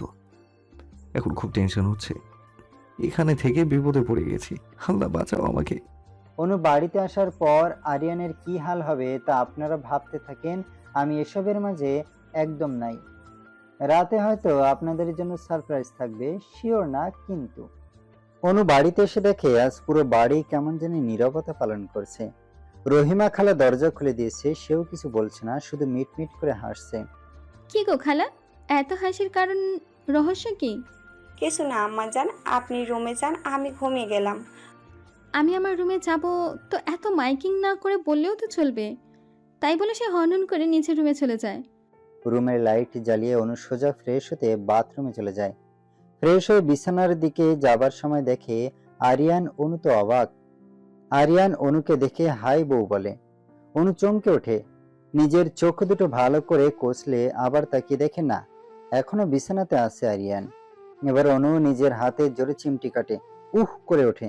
এবার বলে, চিমটি তো জোরে দিয়েছি নিজেকে, তাহলে এখনো খচ্চরটা চোখের সামনে থেকে যাচ্ছে না কেন? আজব কোয়ালিটি মেয়ে তো তুমি, দেখতে পাচ্ছ না তোমার সামনে তোমার বিছানাতে আমি তোমার একমাত্র বর বসে আছি। শালা খচ্চর বর সত্যি আসবে না, প্রতিদিন জায়গা স্বপ্ন হয়ে এসে আমাকে কষ্ট দেওয়া, তাই না? দেখাচ্ছি আজ মজা তোমাকে, শয়তান বর, থামো। তাই বলে অনু আরিয়ানের কাছে গিয়ে ওর হাত নিয়ে তাতে জোরে কামড় দিয়ে ধরে, মোমো রাখে। আরিয়ান জোরে চিৎকার দিয়ে ওঠে। ওর চিৎকার দেওয়া দেখে অনু মুখ থেকে হাত সরিয়ে দেয়। ও, তাহলে সত্যি আপনি আসছেন? আরিয়ান নিজের হাতের দিকে তাকিয়ে দেখে রক্ত বাহির করে দিয়েছে রাক্ষসী মেয়ে। আরিয়ান হাত ধরে বলে, রাক্ষসী মেয়ে, আমি আসছি বলে এভাবে কামড় দিয়ে দেখতে হবে? কি করব বলেন, প্রতিদিন তো এমন কতবার আপনাকে দেখি, তাই না? তাই আজ একটু কনফার্ম হতে কামড় দিয়েছি। আর দেখুন, আপনার কপালটা কি খারাপ, আজকে আপনাকে আসতে হলো। তারপর অনু আরিয়ানকে জড়িয়ে ধরে বলে, জানেন আমি আপনাকে কত মিস করেছি। আপনি একবারও আমাকে নিতে আসলেন না, আমার কথাও বলেন না। আমি একা আসছি বলে কি একাই যেতে হবে? আপনি এত খারাপ কেন? আমার ভালোবাসা বোঝে না কেন? তুমি আমাকে ভালোবাসো, এটা আমি ঠিক শুনেছি। অনু এবার জিভে কামড় দেয়, তারপর মনে মনে বলে, মুখ ফুসকে না হয় মনের কথা মুখে বলে দিয়েছি, তাতে কি হয়েছে? আমাকে এতদিন দূরে রাখার মজা আজ হাড়ে হাড়ে বোঝাবো, শয়তান বর কোথাকার। অনু আরিয়ানের কথার কোনো উত্তর না দিয়ে ওর ঠোঁটে একটা চুমু দিয়ে সোজা গলা চেপে ধরে বলে, এতদিন পর আমাদের বাড়িতে কি মনে করে আসছেন শুনি? আসছেন ভালো কথা, আমার রুমে আসছেন কোন সাহসে? ইগো শুধু আপনার আছে, আমার নাই কি? শালা খচ্চর, রামছাগল, বজ্জাত বস, ঘোড়ার ডিম, উগান্ডার বান্দর, কচ্ছপের দাদা। মন তো চাইছে রাম ধরে দিতে, খালি বর দেখে বেশি কিছু বলছি না। আরিয়ান বেচারা এসবের জন্য মোটেও প্রস্তুত ছিল না। একবার জড়িয়ে ধরে কান্না, তারপর ঠোঁটে চুমা, এখন গলা টিপে মারতে চাইছে। আরিয়ান অনুর দু হাত ধরে বহু কষ্টে নিজেকে ছাড়িয়ে শোয়া থেকে উঠে বসে কাশতে শুরু করে। আরিয়ানকে কাশতে দেখে অনু পাশে থেকে পানির বোতল হাতে ধরিয়ে দেয়। আরিয়ান বোতলে পানি খেয়ে অনুর দিকে তাকায়। অনু আরিয়ানকে দেখে চমকে ওঠে। আল্লাহর চোখ মুখ পুরো লাল হয়ে গেছে, চোখ দুটো দিয়ে মনে হয় রক্ত বাহির হবে, গলায় দাগ হয়ে গেছে, কি করবে ভেবে পায় না। আরিয়ান এবার নিজের হাত ধরে বসে আছে, এমন জোরে কামড় দিয়েছে যে রক্ত প্রচুর বাহির হচ্ছে। অনু আরিয়ানের হাতে রক্ত দেখে তাড়াতাড়ি মেডিসিনের বক্স এনে হাতে ব্যান্ডেজ করে দেয়। আরিয়ান বসে ভাবে, যাকে আমরা ভালোবাসি তার একটু কষ্ট সহ্য করতে পারি না, তার জন্য নিজের ইগো ছেড়ে দিতে রাজি। আরিয়ানের হাতে ব্যথা করছে, আবার অনুর চেহারা দেখে মায়া কাজ করছে। কি করবে কি বলবে বুঝতেছে না। অনু এবার নিজের কান ধরে কান্না করে বলে, সরি, আমি বুঝতে পারিনি এমন কিছু হবে। অন্যায় যখন করেছো তো শাস্তি তো পেতেই হবে। অনু শাস্তি পাবার কথা শুনে আবার রেগে যায়, বলে, ফাজিল পোলা আমার রুমে এসে আমাকে শাস্তি দিতে চায়, শখ কত মগের মূল্য, তাই না? তুমি ভুল করেছো, আমি আমার বউয়ের ঘরে আছি, কোনো মগের মূল্যকে না। অনু খাট থেকে নেমে আরিয়ানের হাত ধরে বারান্দায় এনে বলে, আমার বাবার বাড়ি, আমার ঘর, আপনার কোনো শাসন চলবে না। আমাদের বাড়িতে আসছেন ভালো কথা, এখন সারা রাত বারান্দাতে থাকবেন। বলে যেতে লাগে। তখন আরিয়ান অনুর হাত ধরে বলে, তোমাকে এতদিন ইগনোর করার জন্য সারা রাত বারান্দাতে থাকতে রাজি, কিন্তু কাল সকালে তোমাকে আমার সাথে বাড়িতে যেতে হবে। যদি না চাই আপনার সাথে, তাহলে কি করবেন? আমি যে কি করতে পারি আর না পারি তুমি ভালো করেই জানো। তারপরও এতদিনের এসবের জন্য সরি, আমাকে মাফ করে দাও প্লিজ, এবং আমার সাথে ফিরে চলো, আমাদের সম্পর্কটাকে আমরা নতুনভাবে শুরু করি। অনু আরিয়ানের হাত ছাড়িয়ে বলে, আমার ভাবার জন্য সময় লাগবে। সারা রাত আছে তোমার, সকালে তোমার সিদ্ধান্তের অপেক্ষায় থাকবো আমি। অনু আর কিছু না বলে সোজা বারান্দার দরজা লাগিয়ে দিয়ে বিছানায় বসে ভাবতে থাকে, আমি তো তাকে ভালোবাসি, তাহলে তো আমাদের সম্পর্কে নতুনভাবে শুরু করার জন্য একটা সুযোগ দিতেই পারি। নিজের ভালোবাসাকে এভাবে ঠকাতে পারবো না। তাছাড়া বিয়ের পর সম্পর্কের ভালোবাসা মায়া তৈরি হবে, এটা আল্লাহ প্রদত্ত, তা আমি কিভাবে অস্বীকার করব? পরের দিন সকালবেলা অনু একটা নীল শাড়ি পরে হাতে কাচের চুড়ি পরে রেডি হয়ে বারান্দার দরজা খুলে দেয়। আরিয়ান অনুকে এমন সাজে দেখে একদম হাঁ হয়ে যায়। এভাবে তাকিয়ে না থেকে তাড়াতাড়ি রেডি হয়ে নিচে আসেন, ওই বাড়িতে যেতে হবে। বলে অনু চলে যেতে লাগে। তখন আরিয়ান অনুর হাত ধরে এক টান দিয়ে নিজের শরীরের সাথে মিশিয়ে জড়িয়ে ধরে বলে, রাতের কিছু ভুলি নাই, আমিও শোধ নিতে জানি। আমি তো কামড় দিয়েছি, তাই বলে আপনিও আমাকে কামড় দেবেন? এটা ঠিক না। আরিয়ান কিছু না বলে আস্তে আস্তে ওর মুখটা অনুর মুখের কাছে এগিয়ে নিয়ে যাচ্ছে। আরিয়ানের এমন কাণ্ড দেখে অনু তার চোখ মুখ খিসে বন্ধ করে রাখে। আরিয়ানের নিঃশ্বাস প্রশ্বাস অনুর মুখের উপর পড়ছে, তাতে অনুর পুরো শরীর কেঁপে উঠছিল। আরিয়ান তার ভালোবাসার প্রথম পরশ অনুর কপাল এঁকে দেয়, তারপর অনুর কানের কাছে মুখ নিয়ে বলে, নেক্সট টাইম এমন রূপে সামনে এসো না বউ, তাহলে নিজেকে হারিয়ে ফেলতে পারি তোমার মাঝে। বলে অনুকে ছেড়ে দিয়ে সোজা বাথরুমে চলে যায়। অনু অবাক হয়ে ভাবছে, কি বলে গেল উনি, এসব কিছু তো বুঝলাম না। তারপর অনু নিচে গিয়ে নাস্তার টেবিলে বসে আরিয়ানের জন্য অপেক্ষা করছে। আরিয়ান একটু পরে একদম রেডি হয়ে নিচে চলে আসে। তা দেখে অনুর বাবা বলে, কি জামাই, অনু আর তুমি একদম রেডি যে, ব্যাপার কি? আসলে বাবা, আমরা এক্ষুনি নাস্তা করে বাড়িতে চলে যাব। আরিয়ানের মুখে বাবা ডাক শুনে অনু বিষম খায়।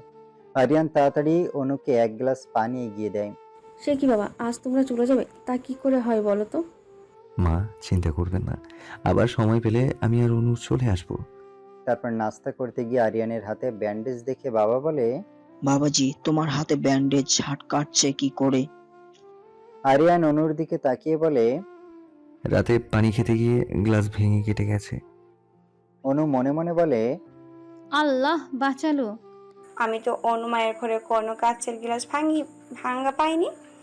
অনু এবার রেগে বলে, আমার ঘরের জিনিস তুমি কেমন করে পাবে? এত বছর তো আমি সবে কিছু দেখি জানি তাই। বাকিদের বুঝতে সময় লাগে না যে এই কাজটা অনু করেছে। তারপর সবার থেকে অনু আরিয়ান বিদায় নিয়ে চলে আসে। এবারে অনুকে দেখে তো সবাই খুশি, শুধু ফুপু আম্মা ছাড়া। অনু কি ফুপুর কেয়ার করে যে মন খারাপ করবে? এবারে এসে অনুকে সবাই খুব যত্ন করছে। বেচারের কি বেহাল অবস্থা।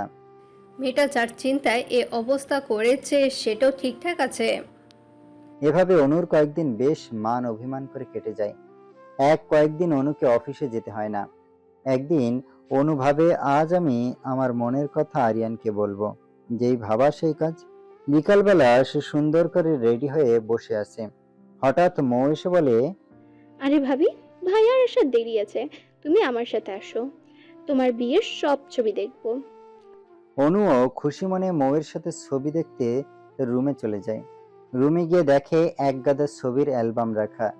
নিজেদের বিয়ের ছবি দেখা শেষে পুরাতন ছবির অ্যালবাম দেখতে শুরু করে। হঠাৎ একটা ছবিতে গিয়ে অনু থমকে যায়। অনু সে ছবি দেখে বাকরোধ হয়ে যায়। এখন আমি কি করব? যাকে ভুলে সামনে যেতে যাচ্ছি সে আবার সামনে হাজির, কি করব আমি? মৌ অনুকে ধাক্কা দিয়ে বলে, আরে ভাবি, তুমি এত চুপচাপ হয়ে গেল ছবিগুলো দেখে? এই ছবিগুলো কার? রাজ, আয়াত, আরিয়ান ভাইয়া, দেখো তিনজনকে কত সুন্দর লাগছে, তাই না? অনু এবার রাগে দুঃখে কান্না করতে করতে নিজের ঘরে চলে যায়। শেষ পর্যন্ত আমি কিনা রাজ মনে করে যাকে ভালোবাসলাম সে কিনা আমার বর, তা না আয়াত। অনু নিজেকে নিজে বোঝাতে থাকে, দেখো নু, এসব 10 বছর আগের পাগলামি বাদ দিয়ে আরিয়ানকে নিয়ে সুখে থাক। তুই তো আরিয়ানকে দেখেও ক্রাশ খেয়েছিস, এখন আরিয়ান তোর ক্রাশ পর। ওইসব রাজ আয়াত এদের কথা বাদ দে। শেষ পর্যন্ত অনু নিজেকে অনেকে বুঝিয়ে চুপচাপ ভাবতে থাকে, আমার গোবর গণেশ পরটাকে মনের কথা কিভাবে বলবো? সে কি আমাকে গ্রহণ করবে? রাতে আরিয়ান বাড়িতে আসে। নিজের রুমে এসে দেখে অনু সুন্দর করে সেজেগুজে বসে কিছু ভাবছে।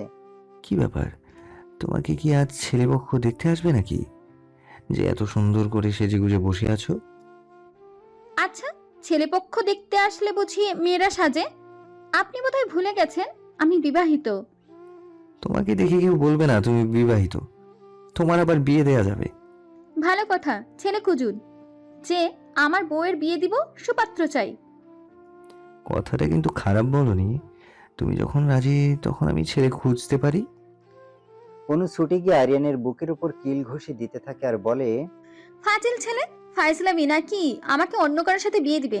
না আমি অন্য কারোকে বিয়ে করব, না আপনাকে কোনোদিন অন্য কাউকে বিয়ে করতে দিব। আরিয়ান অনুর দুহাত ধরে নিজের বুকের সাথে জড়িয়ে ধরে বলে, ভাগ দিব আমার, একটু ফাজলামি করেছি তাতে এত রিয়াক্ট, বাবা ভাবা যায়। অনু আরিয়ানকে জড়িয়ে ধরে বলে, আর যাই করেন আমাকে অন্য কারো কাছে দিতে চাইবেন না। আরিয়ান অনুর মুখটা একটু উঁচু করে দেখে অনু কান্না করছে। আরে বোকা মেয়ে, তোমাকে কান্না করলে একদম মানায় না, সো একদম কান্না করবে না। অনু মাথা নাড়িয়ে হ্যাঁ বলে তারপর আবার আরিয়ানকে জড়িয়ে। এমন সময় ওদের দরজাতে নক পড়ে। আরিয়ান অনুকে ছাড়িয়ে দেখে দরজার বাইরে আয়াত। ভাইয়া, নিচে হলরুমে আসো, সেখানে সবাই আছে। আরিয়ান আর অনু একসাথে সেখানে যায়। আজ কেন জানি অনুর মনের মাঝে অজানা এক ভয় কাজ করছে। তার জন্য অনু আরিয়ানের হাত শক্ত করে ধরে থাকে। আরিয়ানও চোখের ইশারাতে বুঝিয়ে বলে, আমি আছি তোমার সাথে, চিন্তা করো না। এতদিন পর অনু আজ প্রথম এভাবে আরিয়ানের হাত ধরে আছে।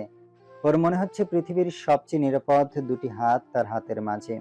এরপর ওর ফুফু যা বলে তা শোনার জন্য বাড়ির কেউ মোটেও প্রস্তুত ছিল না। আমার ছেলে রওনা দিয়েছে, কাল সকালে এ বাড়িতে পৌঁছে যাবে সে। এ কথা শোনার সাথে সাথে আরিয়ান অনুর হাত ছেড়ে দেয়। অনু হঠাৎ এভাবে হাত ছেড়ে দেওয়া দেখে অবাক। রাজের আসার কথা শুনে আরিয়ানের মনে হচ্ছে কেউ তার কাটা গায়ে নুনের ছিটে দিচ্ছে। বাড়ির সবাই অবাক। রাজ হঠাৎ এভাবে দেশে কেন আসছে? তোমার ছেলে যদি আসতে পারে তাহলে আমার ছেলে কেন আসতে পারবে না? রাজ আসলে এ বাড়িতে কতদিন থাকবে? আমার ছেলের যত দিন ইচ্ছা সেও এ বাড়িতে থাকবে। তারপর আর কেউ কোনো কথা না বলে চলে যায়। শুধু আরিয়ান মূর্তির মতো দাঁড়িয়ে থাকে। অনু আরিয়ানকে বলে, কি হলো, সবাই তো চলে গেছে, আপনি ঘরে যাবেন না? আরিয়ান অনুর দিকে ফিরে অনুকে জড়িয়ে ধরে বলে, প্লিজ, আর যাই হয়ে যাক না কেন, তুমি আমাকে ছেড়ে যাবে না। সবাই আমার বিপক্ষে যায়, কেউ আমায় ভালোবাসে না। তোমাকে ভালোবাসতে হবে না, শুধু আমার সাথে থেকো। আরিয়ান আজ নিজের সব শক্তি, ভালোবাসা, ভয় সবকিছু দিয়ে অনুকে আঁকড়ে ধরে বাঁচতে চাচ্ছে। অনু বুঝতেছে না এমন কেন করছে উনি। একটু পর আরিয়ান অনুকে ছেড়ে দিয়ে সোজা নিজের রুমে চলে যায়। তখন মৌ এসে বলে, ভাবি, তোমাকে একটা কথা বলি, যদি পারো একটু সাবধানে থেকো, আর আরিয়ান ভাইয়াকে ভালোবাসা দিও। এসব কথার মানে কি মৌ? ভাবি, সব কথার মানে হয় না। অতীত বড় খারাপ জিনিস, যখন সামনে আসে তখন অতীতের ঝড়ে অনেক কিছু উলটপালট হয়ে যায়। হিয়ালি বন্ধ করে বলবা কি বলতে চাইছো তুমি? একটা নাম যখন অভিশাপ হয়ে যায় তখন যে কি কষ্ট তুমি জানবে না, বাকিটা সময়ের সাথে সব জানতে পারবে। অনু রুমে গিয়ে দেখে আরিয়ান রুমে নেই। বারান্দাতে গিয়ে দেখে অন্ধকারে একা দাঁড়িয়ে আছে। অনেক রাত হয়েছে, রুমে আসেন, ঘুমাবেন। না, আজ আর ঘুম আসবে না, তুমি যাও ঘুমিয়ে পড়ো। অনু জোর করে আরিয়ানের হাত ধরে রুমে আনে। অনু বিছানাতে বসে আরিয়ানের মাথা নিজের কোলের উপর নিয়ে হাত বুলিয়ে দিতে থাকে। আরিয়ান এমন ভালোবাসার পরশ পেয়ে ঘুমিয়ে যায়। অনু বুঝতে পারে না। জানি না আপনার কি অতীত, জানতেও চাই না, শুধু এতটুকু জানি আমি আপনাকে কখন, কোথায়, কিভাবে জানি না ভালোবেসে ফেলেছি। আরিয়ান এমন ভালোবাসার পরশ পেয়ে ঘুমিয়ে যায়। অনু বুঝতে পারে না। আরিয়ানের কোনো উত্তর না পেয়ে সে একটু ধাক্কা দিয়ে দেখে আরিয়ান গভীর ঘুমে। অনু আরিয়ানের মাথার নিচে বালিশ দিয়ে ওর কপালে একটা চুমা দিয়ে রুমের লাইট বন্ধ করে দিয়ে সে আরিয়ানের বুকের উপর মাথা রেখে জড়িয়ে ধরে ঘুমিয়ে যায়। সকালে আরিয়ান অনুর আগে ঘুম থেকে উঠে দেখে অনু তাকে জড়িয়ে ধরে ঘুমিয়ে আছে। আরিয়ান মনে মনে বলে, আল্লাহ, ভাবা যায় এই মেয়ে নিজে থেকে আমাকে জড়িয়ে ধরে ঘুমিয়ে আছে। থাক ঘুমিয়ে, আমি বরং ওর ঘুমন্ত মুখটাই দেখি। অনু একটু পর ঘুম ভেঙে দেখে আরিয়ান তার দিকে তাকিয়ে আছে। কি ব্যাপার, আগে কখনো কোনো মেয়ে দেখেন নাই যে এভাবে তাকিয়ে আছেন? মেয়ে দেখেছি, কিন্তু নিজের বউকে কখনো চুরি করে জড়িয়ে ধরে ঘুমাতে দেখিনি। অনু আরিয়ানকে ছেড়ে দিয়ে বলে, দেখেননি তো ভালো কথা, এখন থেকে প্রতিদিন দেখবেন। যাও, অনেক কথা হয়েছে, এবার তাড়াতাড়ি রেডি হবে। আজ থেকে রেগুলার অফিসে যাবে। অনেকদিন কাজে ফাঁকি দিয়েছেন ম্যাডাম। এই, আমি ফাঁকি দিইনি, নিজের বরের অফিসে একটু তো অ্যাডভান্টেজ নিতেই পারি। আরিয়ান অনুর নাক ধরে বলে, ওরে দুষ্টু আমার বউ। ওরে আমার নিম পাতা বর রে। আমি কি এতটা তিতা? খেয়ে তো দেখি নেই মিষ্টি কি তিতা আপনি। আরিয়ান একটা দুষ্টু হাসি নিয়ে বলে, আসো, তিতা কি মিষ্টি এক্ষুনি প্রমাণ করে দিচ্ছি, বলে অনুর দিকে এগুতে থাকে। অনু আরিয়ানকে ধাক্কা দিয়ে তাড়াতাড়ি বাথরুমে চলে যায়। কি হলো, এতটুকু সাহস নিয়ে আমার সাথে সংসার করতে এসেছো বউ? অনু বাথরুমের দরজার কাছে দাঁড়িয়ে বলে, সময় হলে আমার কতটা সাহস তা আপনাকে প্রমাণ দিয়ে দিব স্যার। তারপর অনু রেডি হয়ে নিচে যায়। আরিয়ানের জন্য নাস্তা রেডি করবে তাই। অনু নিচে গিয়ে আরিয়ানের নাস্তা রেডি করবে তাই রান্নাঘরে যায়। শাশুড়ি মা নাস্তা রেডি করে দিতে চাইলেও সে তাকে বলে, আপনি টেবিলে যান, আমি এক্ষুনি নাস্তা নিয়ে আসছি। অনুর শাশুড়ি মা চলে যায়। আরিয়ান নাস্তার টেবিলে বসে আছে। আরিয়ান তার মায়ের কাছে নাস্তা চাইলে সে বলে আজ অনু নাস্তা রেডি করছে। ও, আজ বউয়ের হাতে খাবার খেয়ে দিন শুরু করব। এমন সময় কেউ একজন এসে অনুকে পেছন থেকে জড়িয়ে ধরে। হঠাৎ এভাবে কেউ জড়িয়ে ধরাতে অনু একটু চমকে ওঠে। তারপর নিজেকে শক্ত করে। কে এমন সাহসী তাকে দেখতে নিজেকে ছাড়িয়ে নিয়ে পিছনে তাকিয়ে দেখে একটা স্মার্ট সুদর্শন ছেলে হিরোদের স্টাইলে দাঁড়িয়ে অনুকে দেখে হাসছে। অনু কোনো কথা না বলে ছেলেটার ফর্সা গালে নিজের নাজুক হাতের 5 আঙুলের ছাপ দিয়ে দেয়। মানে হচ্ছে কোনো কথা না বলে কষে এক থাপ্পড় দিয়ে দেয়। তারপর অনু জোরে চিৎকার করে বলে, হাউ ডেয়ার ইউ, আমাকে স্পর্শ করার সাহস কে দিয়েছে আপনাকে? ছেলেটাকে আবার থাপ্পড় দিতে যাবে তার আগে ছেলেটা অনুর হাত ধরে নিজের সাথে মিশিয়ে নেয়। অনুর কানের কাছে মুখ নিয়ে বলে, I like your attitude, I love this baby. আমাকে পছন্দ করার মতো কিছু নেই, আমি কোনো খেলনা নই যে যার পছন্দ হবে সেই আমাকে পাবে। ওদিকে আরিয়ান অনুর চিৎকার চেঁচামেচি শুনে তাড়াতাড়ি ছুটে রান্নাঘরে চলে আসে। এসে দেখে রাজ অনুকে নিজের সাথে মিশিয়ে রাখছে।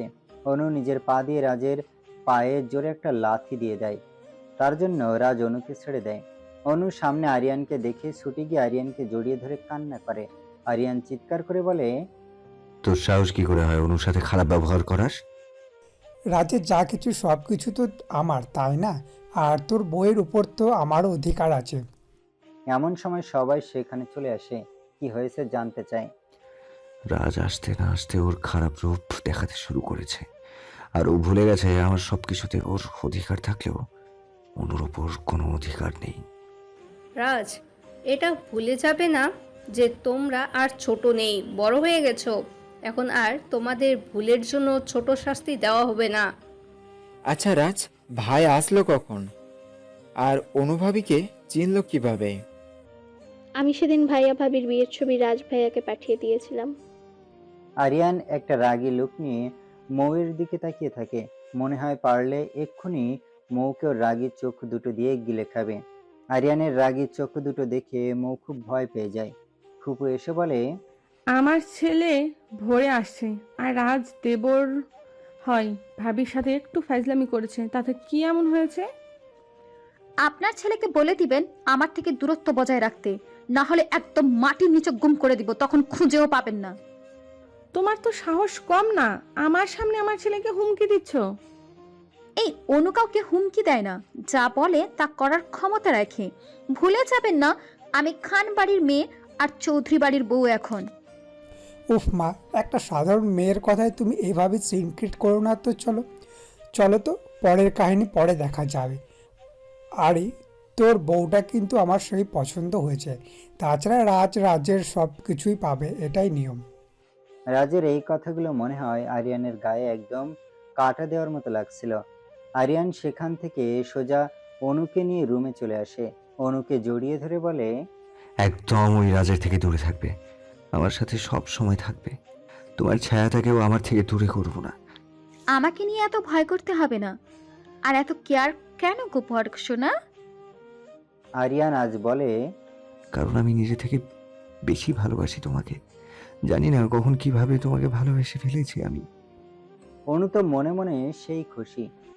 আল্লাহ গো, আমার বরটা আমাকে ভালোবাসে, তাহলে আমি বলে দিব আমিও তাকে ভালোবাসি। আরিয়ান তারপর অনুর কপালে চুমা দিয়ে বলে, শোনো, রাজ কিন্তু ভালো না, খুব খারাপ। ভুল করেও ওর কোনো কথায় বিশ্বাস করবে না। আচ্ছা, সে এমন কি করেছে জানতে পারি? তুমি আমার বউ, তোমাকে না বললে কাকে বলবো? পরে বলবো, এখন চলো, অফিসের জন্য দেরি হয়ে যাচ্ছে। তারপর দুজন আজ একসাথে অফিসে যায়। অফিসে গিয়ে আরিয়ান চিন্তামুক্ত হয়ে কাজে মন দেয় যে অনু অফিসে সেফটি থাকবে। অনুও তার কাজ মন দিয়ে করতে থাকে। দুপুরবেলা লাঞ্চের সময় অনু তাড়াতাড়ি আরিয়ানের কেবিনে গিয়ে দুজনের জন্য খাবার রেডি করে। আজ প্রথম একসাথে খাবার খাবে দুজন, ভাবা যায়। এদিকে দিশা এসে বলে, স্যার কেবিনে তুমি কি করছো? তোমার স্যারের সাথে প্রেম করবো, এনি প্রবলেম শোনা? কি ফালতু মেয়ে তুমি! স্যার বিবাহিত জেনে শুনে তার সাথে পরকীয়া করতে মুখ উঠিয়ে চলে আসছো, লজ্জা করে না? কিসের জন্য লজ্জা করবে? আমার নাক আছে নাকি যে লজ্জা করবে? এমন সময় আরিয়ান বাথরুম থেকে ফ্রেশ হয়ে হাত মুখ মুছতে এসে এসব কথা শুনে হাসতে শুরু করে। অনু আরিয়ানের দিকে তাকিয়ে শয়তানি হাসি দেয়। দিশা, তুমি যাও, অনুর সাথে কথা বলে পারবে না। দেখেন স্যার, মেয়েটি কি সব উল্টাপাল্টা কথা বলে, আপনার সাথে নাকি পরকীয়া করবে। অনু, তুমি প্রেম করতে পারবে কিন্তু পরকীয়া করবা, এটা কিভাবে সম্ভব? অনু এবার আরিয়ানের কাছে গিয়ে দিশার সামনে জড়িয়ে ধরে বলে, যারা জানে না আমি তোমার বউ, তাদের জন্য তো আমাদের প্রেমটা পরকীয়া। দিশা বউ কথাটা শুনে অবাক হয়ে যায়। আরিয়ান দিশার ব্যাপারটা বুঝতে পেরে বলে, অনু আমার বউ, তাই ওর যা ইচ্ছা আমার সাথে করতে পারে। সরি স্যার, সরি ম্যাম, আমি জানতাম না যে অনু ম্যাডাম আপনার বউ। ইটস ওকে, তুমি এখন আসতে পারো। দিশা চলে যায়। অনু আজ নিজের হাতে আরিয়ানকে খাবার খাইয়ে দেয়। আরিয়ান তো সেই মজা করে খাবারগুলো খেয়ে নেয়। তারপর অফিস শেষে দুজন আজ বাড়িতে যায় না, বাইরে একটু একসাথে ঘোরাঘুরি করে।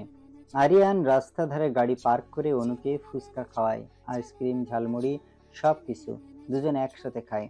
হঠাৎ একটা নির্জন রাস্তার পাশে এসে আরিয়ান গাড়ি থামিয়ে অনুকে গাড়ির বাহির দাঁড় করিয়ে চোখ বন্ধ করতে বলে। অনু চোখ বন্ধ করে দাঁড়িয়ে থাকে। আরিয়ান একটু পর অনুকে চোখ খুলতে বলে। অনু চোখ খুলে দেখে আরিয়ান হাঁটু গেড়ে বসে ওর সামনে সাজানো একটা চকলেট ভর্তি ঝুড়ি ধরে আছে। অনু তো এমন কিছু কল্পনাও করতে পারছিল না। আমি তোমাকে ভালোবাসি। আজ থেকে আমরা আমাদের সম্পর্কটাকে নতুন করে শুরু করতে পারি। তুমি যদি রাজি থাকো তাহলে সব চকোলেট তোমার। অনু আরিয়ানের হাত থেকে চকলেটগুলো সব নিয়ে বলে, yes, I accept your proposal and I love you too. Aryan উঠে অনুকে জড়িয়ে ধরে বলে, ধন্যবাদ আমার সোনা বউ। তারপর দুজন সেখান থেকে গাড়িতে করে বাড়ির উদ্দেশ্যে রওনা দেয়। অনু মাঝপথে জিজ্ঞেস করে, আচ্ছা, এভাবে চকলেট দিয়ে কেন প্রপোজ করলে আমাকে? সবাই তো ফুল দিয়ে করে, আমি না হয় একটু আলাদাভাবে প্রপোজ করলাম তোমাকে। দেখতে হবে তো ভরটা কার। আবার কার? অবশ্যই আমার বউয়ের। তারপর দুজন বাড়িতে চলে আসে। সবাই একসাথে খাবার খেয়ে যে যার রুমে চলে যায়। আরিয়ান আগে রুমে যায়, কিছু কাজ আছে তাই। অনু নিচে শাশুড়িকে সাহায্য করার পরে নিজের রুমে যাবার সময় রাজ ওর সামনে এসে বলে, তা তোমাদের বিয়ে অনেক মাস হয়ে গেছে তো? তো কি হয়েছে? আরিয়ান যে টাইপের ছেলে তাতে তোমাকে সে স্বামীর সুখ দিচ্ছে কি না তাতে আমার সন্দেহ আছে। অনু একটু হেসে বলে, মিস্টার রাজ, আপনাকে এত চিন্তা করতে হবে না। কয়েকদিন পর আপনি চাচা হবেন, তখন জানতে পারবেন। বলে সেখান থেকে রুমে এসে দরজা লাগিয়ে দেয়। তারপর আলমারি থেকে একটা সুন্দর লাল রঙের শাড়ি নিয়ে বাথরুমে যায়। তারপর মনের রং তুলি দিয়ে সাজুগুজু করে আরিয়ানের পাশে এসে বসে। আরিয়ান ল্যাপটপ মুখে ডুবিয়ে তখনও কাজ করছিল। অনুর দিকে না তাকিয়ে না দেখেই বলে, কিছু বলবে আমাকে? যদি কোনো কিছু না বলার থাকে তাহলে যাও, অনেক রাত হয়েছে, ঘুমিয়ে পড়ো। অনু রেগে গিয়ে আরিয়ানের ল্যাপটপটা টান দিয়ে নিয়ে ছুঁড়ে ফেলে দেয়। আরিয়ান ল্যাপটপের দিকে তাকিয়ে বলে, আরে আমার কত সাধের ল্যাপটপ ছিল আর কত ডকুমেন্টস ছিল ওর মাঝে, এভাবে ফেলে দেওয়ার কোনো মানে হয় না। শুধু ল্যাপটপ ফেলে দেওয়াটা ভুল হয়েছে, ল্যাপটপের মালিককে ছুঁড়ে ফেলে দেওয়াটা উচিত ছিল। আরিয়ান বুঝতে পারে না অনু এত রেগে আছে কেন। কারণ বোঝার জন্য অনুর দিকে তাকিয়ে তো আরিয়ান অবাক। আল্লাহ গো, আমার বউ এত সাজুগুজু করছে কেন? ভাবছিলাম অনেক কিছু, এখন কি আর করার, বর যখন নিরামিষ তখন তো অন্যদিকে চান্স নিতে হবে। তো এত সেজে গুজে কাকে খুন করার ইচ্ছে আছে? আমার গুন্ডি বউ। ছিল তো বরের সাথে রোমান্স করার শখ, সে স্বাদ আমার মিটে গেছে। হায় আল্লাহ, কিছু করলাম না তার আগেই স্বাদ মিটে গেছে। জি হ্যাঁ, মিটে গেছে। কষ্ট করে যখন সাজুগুজু করেছি তা তো আর নষ্ট করতে পারি না। তাই বলে অনু আরিয়ানের পাশ থেকে উঠে বাইরে যাচ্ছে আর বলে, যাই দেখি রাজের সাথে রোমান্স করে আসি। আরিয়ান অমনি অনুর হাত ধরে এক টান দিয়ে নিজের কোলের উপর অনুকে এনে বসিয়ে পেছন থেকে জড়িয়ে ধরে বলে, আমি থাকতে আমার বউ শয়তানের কাছে যাবে, তা কি হতে পারে? তা এভাবে ধরার কি দরকার? আমার মুড পুরো খারাপ করে দিয়েছেন আপনি। শয়তান রাজকে কত গর্বের সাথে বলে আসছি খুব তাড়াতাড়ি চাচা হবে, আমার সেকুড়ে পর পালি দিয়ে দিচ্ছে। আল্লাহ গো, আমি তো জানি না আমার বউটার বেবি লাগবে। যে এখনো ভালোবাসি বলে নাই, তার মনে এত কিছু ভাবা যায়? অনু নিজেকে ছাড়ানোর চেষ্টা করতে থাকে আর বলে, লাগবে না আমার কোনো কিছু, না আপনার ভালোবাসা না আপনার baby. Sorry my dear wife, এখন আর তা সম্ভব না। আমি তো বাবা হব, এটা 100% শিওর। তাই তোমার কোনো কথা এখন আর কাজে লাগবে না। থাক, রোমান্স আপনাকে দিয়ে হবে না, ওই রাজ লুচ্চা ভালো রোমান্স করতে পারবে। আরিয়ান আর অনুকে কোনো কথা বলতে না দিয়ে অনুর ঠোঁট জোড়া নিজের দখলে নেয়। তারপর অনেক সময় পর ছেড়ে দেয়। অনুর দিকে নেশাময় দৃষ্টিতে তাকিয়ে থাকে। আরিয়ান আস্তে আস্তে অনুর গলায় ঠোঁট দিয়ে স্পর্শ করতে থাকে। অনুকে এমন করে আরিয়ান যতবার গলায় কিস করে ততবার সে কেঁপে কেঁপে উঠতে থাকে। তারপর আর কিছুই বলতে পারলো না। অনু আর কিছু না বলে ওঠার আগে আরিয়ান নিজের ঠোঁট দিয়ে অনুর গোলাপি ঠোঁট জোড়া আবারও আবদ্ধ করে নেয়। অনেক সময় পরে আরিয়ান অনুর ঠোঁট জোড়া ছেড়ে দেয়।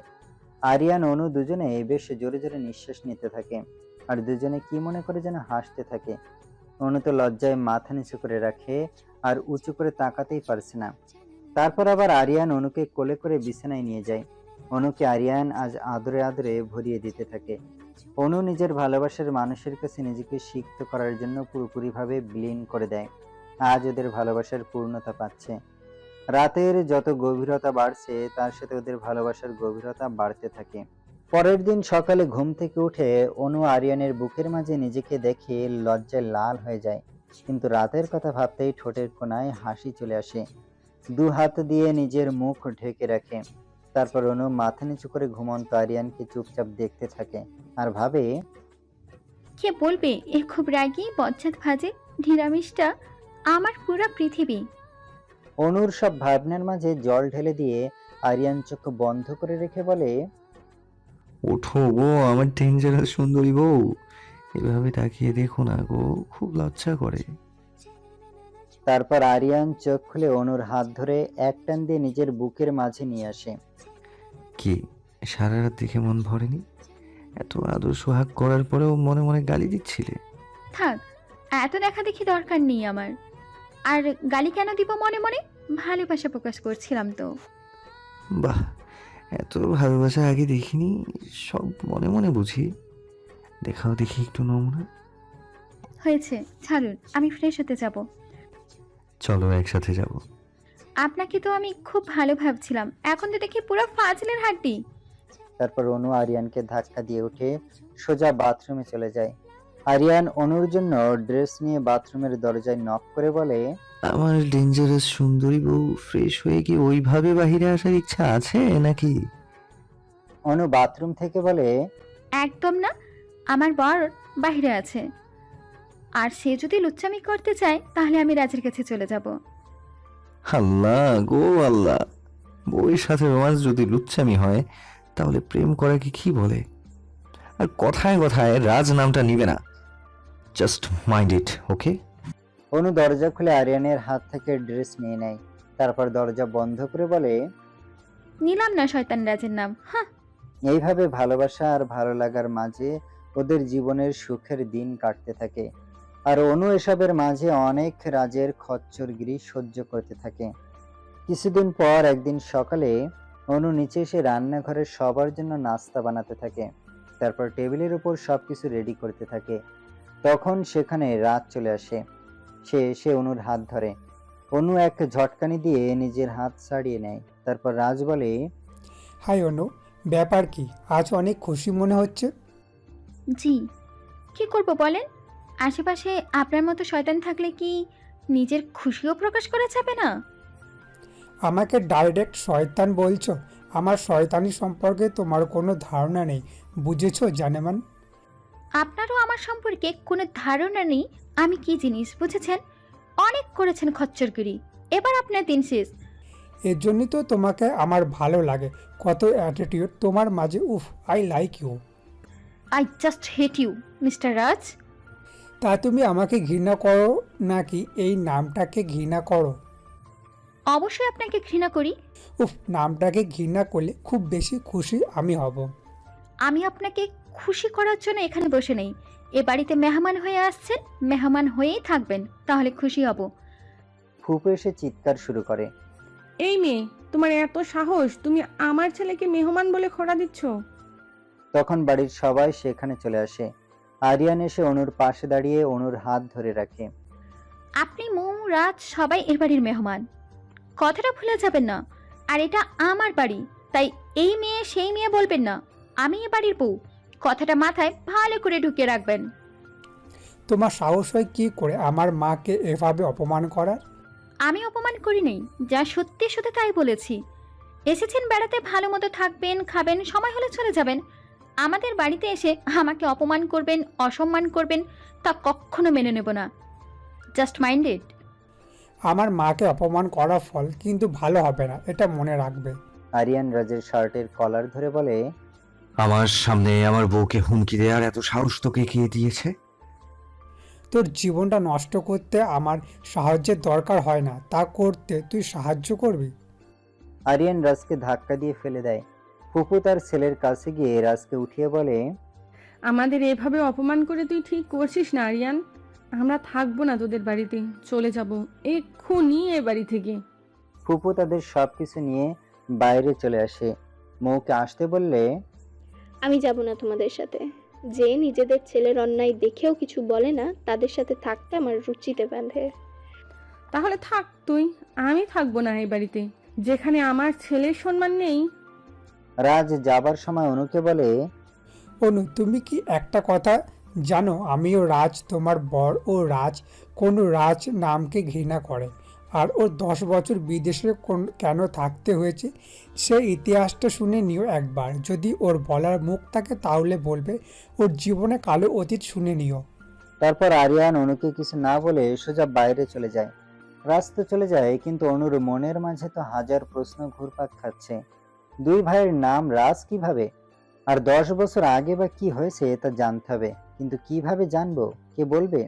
সেদিন রাজের বলা কথা শোনার পর থেকে আরিয়ান অনুর থেকে দূরে থাকে, প্রয়োজন ছাড়া কথা বলে না। অনুর থেকে অনেক দূরত্ব বজায় রাখতে শুরু করে আরিয়ান। এভাবে অনুর দিনগুলো বিষাক্ত হয়ে যাচ্ছে। নিজের ভালোবাসার মানুষ যখন কাছে থেকেও দূরে থাকে তখন বোঝা যায় কষ্ট কাকে বলে। এভাবে জীবন ছন্ন ছাড়া হয়ে যাবে অনু স্বপ্নেও ভাবতে পারে নাই। তবুও অনু হাল ছাড়ার মেয়ে নয়। সে নতুনভাবে আরিয়ান আর ওর মাঝে সবকিছু ঠিক করার জন্য চেষ্টা করে। সকালে আরিয়ানের আগে ঘুম থেকে উঠে নাস্তা রেডি করে দেয়।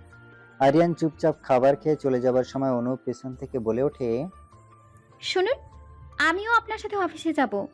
আরিয়ান অনুর কাছে এসে বলে, বাড়িতে আরো অনেক গাড়ি আছে, যে কোনো একটা গাড়িতে করে অফিসে চলে আসো। আবার অনেক কাজ আছে, আমি আসছি বলে। অনুর কপালে চুমা দিয়ে চলে যায়। অনু ব্যাকুল হয়ে দাঁড়িয়ে থাকে। কি হলো এটা? অনুকে দেখে আয়াত বলে, ভাবি, তোমার আর ভাইয়ের মাঝে কি যেন সমস্যা হয়েছে? না, কোনো সমস্যা নয়, শুধু রাজের বলে যাওয়ার কথার জন্য তোমার ভাই বদলে গেছে। কিছু অতীত খারাপ হতেই পারে, তার জন্য তোমাদের সারা জীবন কেন নষ্ট করবে? ভাইয়ের এটা বোঝা উচিত। আমি তো তার কাছে অতীত জানতে চাইনি, তাহলে কেন এত অবহেলা? কিসের জন্য বলতে পারো তোমরা? ভাবি, তুমি তো সহজে ভেঙে পড়ার মেয়ে না, তাহলে আজ তোমার মুখে এমন কথা মানায় না। যাও, তুমি তোমার মতো করে ভাইকে তার অতীত থেকে বাইর করে আনো। আমরা সবাই তোমার পাশে আছি। তারপর অনু রেডি হয়ে অফিসে যায়। কিন্তু সে আরিয়ানের সাথে কথা বলবে ভাবছে। তার আগে আরিয়ান অনুর টেবিলের উপর এক গাদা ফাইল গাদি দিয়ে রাখছে। অনু বেচারি সব ফাইল বসে বসে চেক করতে থাকে। এদিকে সকালে না খেয়ে আসছে, তার উপর দুপুরবেলা লাঞ্চ টাইম পার হয়ে যায়। একভাবে বেচারি কাজ করতে থাকে। অনু তার কাজ শেষ করে দেখে পুরো অফিস ফাঁকা, কেউ কোথাও নাই, এমনকি আরিয়ানও নাই। এটা কি হলো? আমি এতটা কাজে ব্যস্ত যে সবাই আমাকে একা রেখে চলে গেছে। বাহ, কি কপাল, বর পর্যন্ত আমার কথা ভুলে গেছে।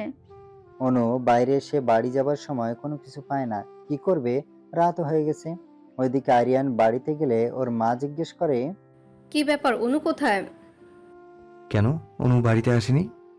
বাহ, বউ তোর সে এখনো বাড়িতে আসেনি, উল্টো আমাকে জিজ্ঞাসা করছিস সে কোথায়? দিনে দিনে তোর এত অবনতি হয়েছে ভাবা যায় না। আরিয়ান আর কোনো কথা না বলে সোজা গাড়ি নিয়ে অফিসের দিকে রওনা দেয়। অফিসে এসে দেখে অনু গেটের বাইরে বসে আছে। আরিয়ানকে দেখে অনু আর কিছু বলে না। আরিয়ান অনুকে জড়িয়ে ধরতে গেলে অনু পাশ কাটিয়ে চলে যায়। আরিয়ান দেখে পিছনে আবির গাড়ি নিয়ে আসছে। অনু আরিয়ানকে কিছু না বলে আবিরের সাথে চলে যায়। অনু তার বাবার বাড়িতে গিয়ে চুপচাপ নিজের রুমে চলে যায়। আজ আর কেউ অনুকে কোনো প্রশ্ন করে না। অনুকে দেখে বোঝা যাচ্ছে ওর মন ভালো নেই। ওইদিকে আরিয়ান নিজেকে বলে, অনু তো ঠিক কাজ করেছে। আমি কেন অযথা অনুর সাথে এমন করেছি? অনুর পুরো অধিকার আছে আমার অতীত জানার। আমার কালো অতীতের জন্য আমি তোমাকে হারাতে পারবো না। আরিয়ান সোজা গাড়ি ড্রাইভ করে অনুদের বাড়িতে চলে যায়। কারোর সাথে কোনো কথা না বলে সে সোজা অনুর রুমে গিয়ে অনুকে কোলে করে নিয়ে গাড়িতে বসিয়ে ড্রাইভ করে। অনু চুপচাপ বসে আছে, কোনো কথা বলছে না। অনুকে এভাবে নিয়ে যাওয়া দেখে তো অনুর বাড়ির সবাই খুব খুশি। যাক, দুজন বোঝাপড়া করে সব ঠিক করে নেবে। আরিয়ান গাড়ি ড্রাইভ করে শহর থেকে দূরে একটা নদীর তীরে সে গাড়ি থামায়। তারপর আরিয়ান গাড়ি থেকে নেমে অনুর হাত ধরে বাইরে নিয়ে আসে। অনু চুপচাপ আরিয়ানের সাথে হাঁটছে। একটু পর দুজন নদীর পাড়ে বসে। অনু আরিয়ানের পাশে বসে অনেক সময় নীরব থাকে। তারপর আরিয়ান অনুর হাত নিজের হাতের মাঝে নিয়ে বলে, জানি তোমার মনে অনেক প্রশ্ন, আজ আমি সব প্রশ্নের উত্তর দিব। জানি তুমি জানতে চাও না, তবুও বলবো, কারণ সত্যি তোমার জানার পুরো অধিকার আছে। আজ থেকে 10 বছর আগে আমি আরিয়ান রাজ চৌধুরী, আমার ভাই আয়াতুল্লাহ চৌধুরী আয়াত, আমরা দুই ভাইকে নিয়ে বাবা মার দিনগুলো বেশ ভালো কেটে যাচ্ছিল।